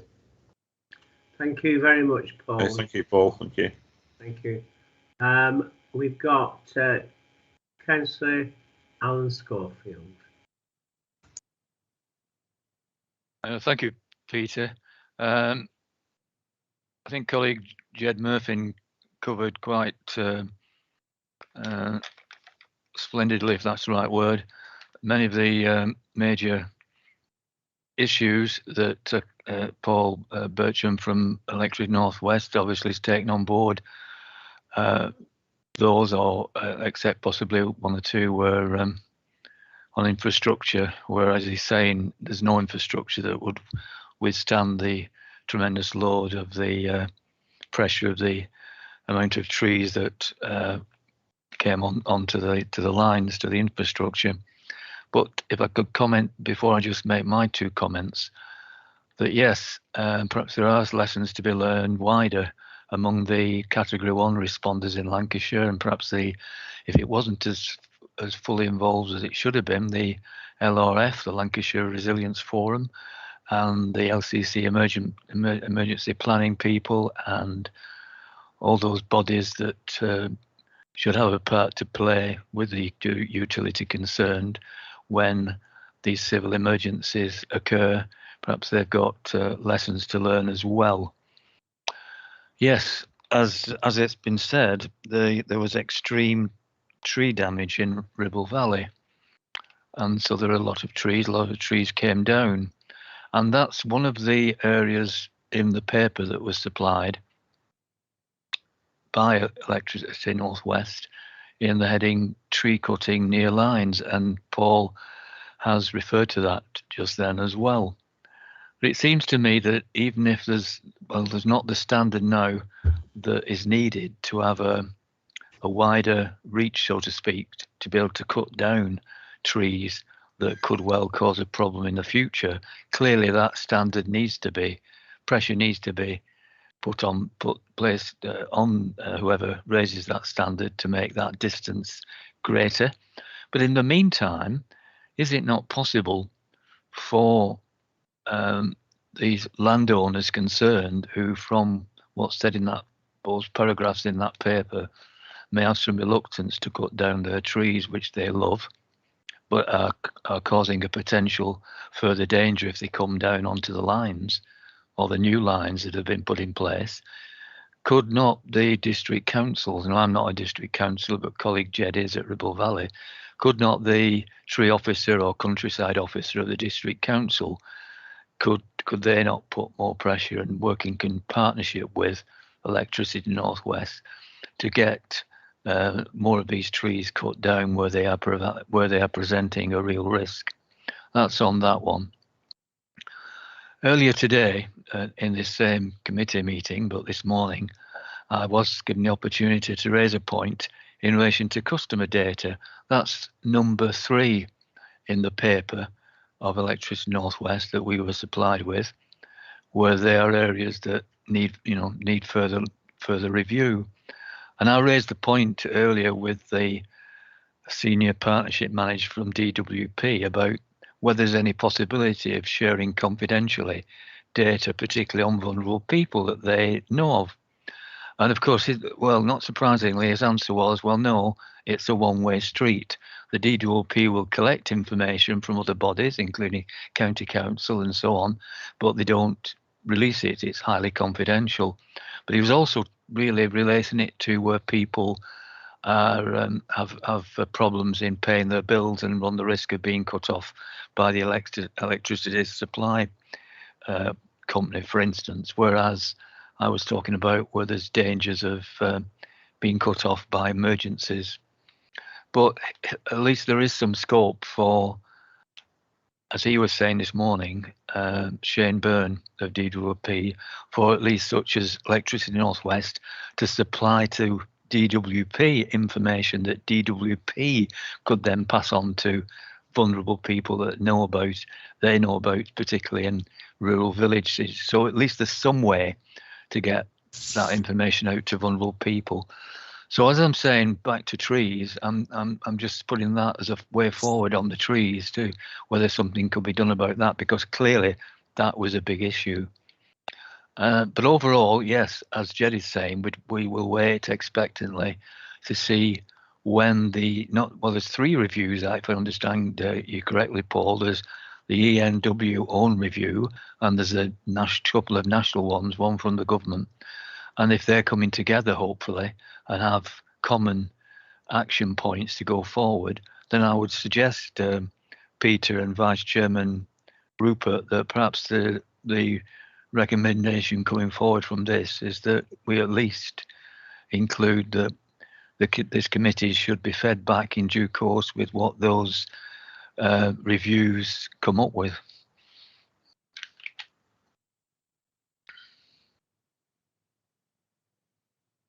If it will be helpful to the committee, I would be very happy to return when those 3 reviews are published and to present a summary and answer further questions at that stage, if that's helpful. Okay, well, I was going to suggest that myself. I'm sure that you would like to come back to us to tell us what improvements have been made and the lessons from the lessons that we learned during Storm Arwen. Peter, could Paul possibly come back on what I was suggesting about work on cutting more trees down? Alan, I'm just going to hand back to him to answer any points that you made. Paul, would you like to come back, please? Yeah, certainly. Yeah, so I think both very valid points that you made there. On the trees point, very happy to work with the tree officers from the district and county councils, and I think we do have good relationships established with those already, but we can probably look at whether that can be further strengthened, particularly in respect of encouraging landowners to give us access to their land to do the tree cutting. We don't need any resources from the landowners themselves. We employ over 70 permanent arborists as permanent members of staff in Electricity North West because of the rural areas that we do supply. So we are constantly working on the vegetation that grows around our lines, and we have an extremely highly skilled team who will do all of this work and provide the timber to the landowner in whatever form they want. but as we say, it's difficult to compel landowners to allow us to cut the trees back, and unless there's a change in the national standard, then that will remain difficult. You can't ask people to let you cut down their trees to a standard that is exceeding the national standard, which is where we are at the moment. So we are calling for a review of that standard. The standard exists, but it just needs to be applied to greater numbers of customers, because where we have applied these resilience cuts, then that part of the network has proved to have been very resilient and not been affected. So it does work where you cut the trees back. Those parts of the network weren't affected, but areas like Ribble Valley, currently the standard doesn't apply there because the numbers of customers is not great enough. And then the other point about sharing data with Department of Work and Pensions and other bodies, I think there's a long way to go on this. I think there's much more that can be done. So Electricity North West has data on a large number of vulnerable customers connected to our network that they have provided to us on a voluntary basis. So because we don't bill any of our customers for electricity, that's done by the supply businesses. We carry the electricity on their behalf.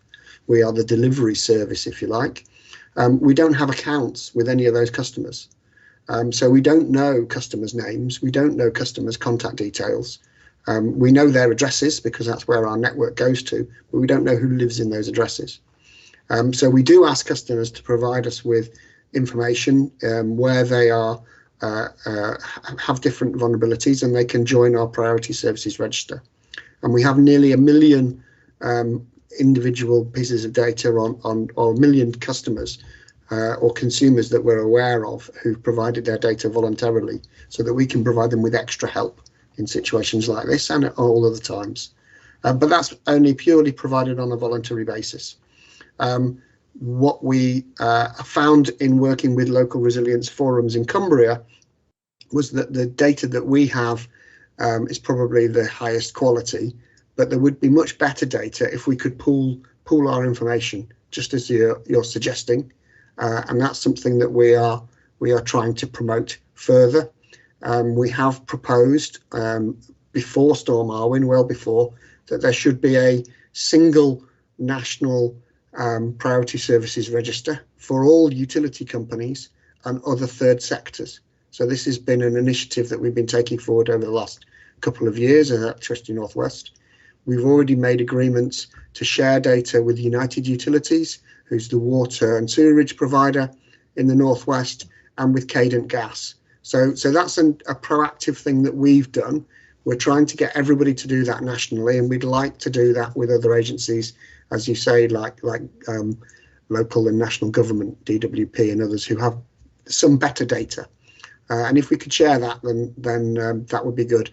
It's a difficult area. There's a lot of nervousness in many agencies about the requirements of the General Data Protection Regulations. As I'm sure you're aware, it comes up all the time. But we don't believe that those challenges are insurmountable. And we've found ways of sharing data with other utilities, and we want to continue to drive that further. And that is very helpful. Can I just say thank you very much for those two answers on those two areas? And can I just add briefly, Peter, although BT is not involved in this meeting, the same risk to landlines as it is to power lines from the trees applies to the BT lines, and if they get come down, people are cut off from the internet, etc., and not just on the telephones. So I hope that BT have got lessons to learn in relation to risk of trees along the landlines as well. Thanks. Okay, yeah, and thank you, Paul. I've got two more councillors, and then I think it's time to move on. Matthew Salter. Thank you, Chairman. I shall try and be brief. Right, so one theme that has come up a few times now is issues to do with communications, and it's clear that they can be and need to be improved.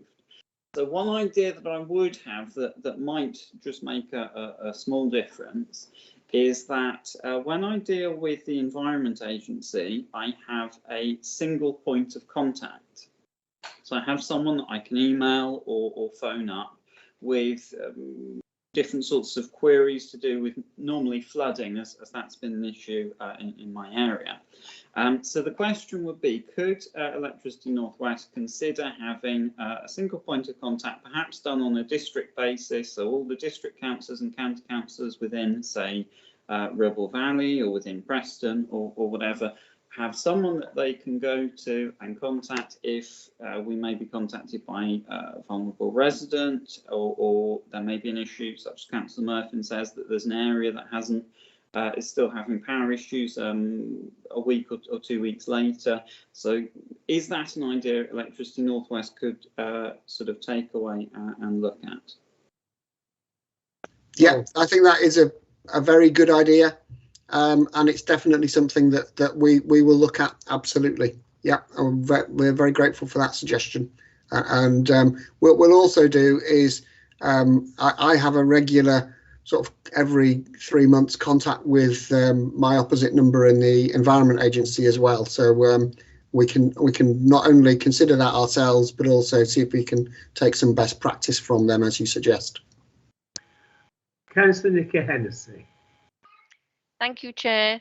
You know, thank you so much for your presentation. It just makes me sick thinking about it when you mention how long these people were out without electricity. You know, like what Matthew mentioned, normally in our area it's flooding, but if something like this, and I know we do have blackouts in Ormskirk, you know, it comes over on our WhatsApp really quite regularly, but not for such a long length of time. So my question really is to Jed, you know, have you done like a questionnaire or lessons learned, you know, for what you did and what was good and how you supported your community?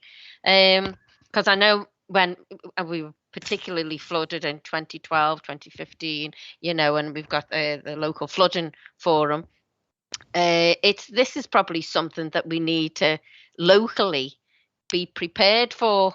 And I've just thought, well, not just you, Jed, Paul, you know, you might have heard things from local communities that, you know, can be shared with everybody. You know, this is your checklist, you know, be prepared.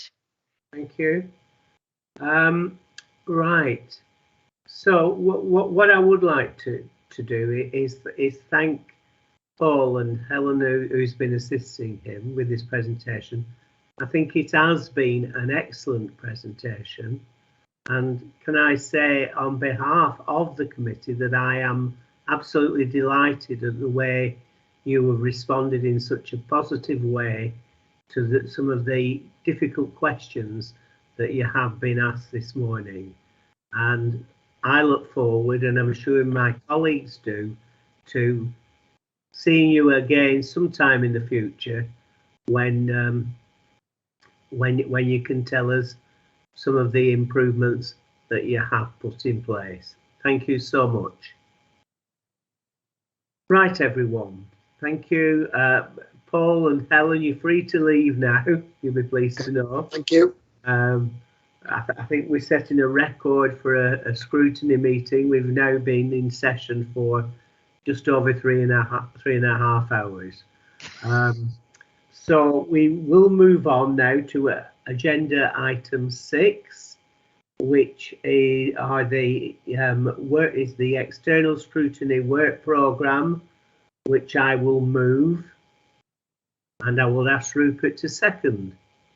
Happy to second that, Chairman, subject to the revision that we might, obviously, or provisions now that we might include the capacity to revisit the 2 topics that we've talked about today in relation to the recommendations we've just made.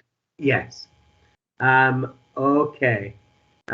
So I will take silence as meaning that you're agreed, or if you're not agreed, you're ready to have lunch. And take item 7, which is urgent business, which you'll be pleased to know I have none, and to say that the date of the next meeting is on the 1st of March, 10:30 a.m. All being well in Committee Room A, which is the Tudor room, and at that meeting, I think we will be looking at flood risk management. So another important subject, but it does make you think, doesn't it? This is what's happened with Storm Arwen and flood risk is all because of global warming, and perhaps we need to be thinking about what we can do more in Lancashire to prevent that. So I'll leave you for now. Can I ask Gary and Rupert just to stay on so we can have an after meeting briefing session? Are you asking the Environment Agency to attend that meeting? Thank you very much for attending. So please, can you leave now? Thank you.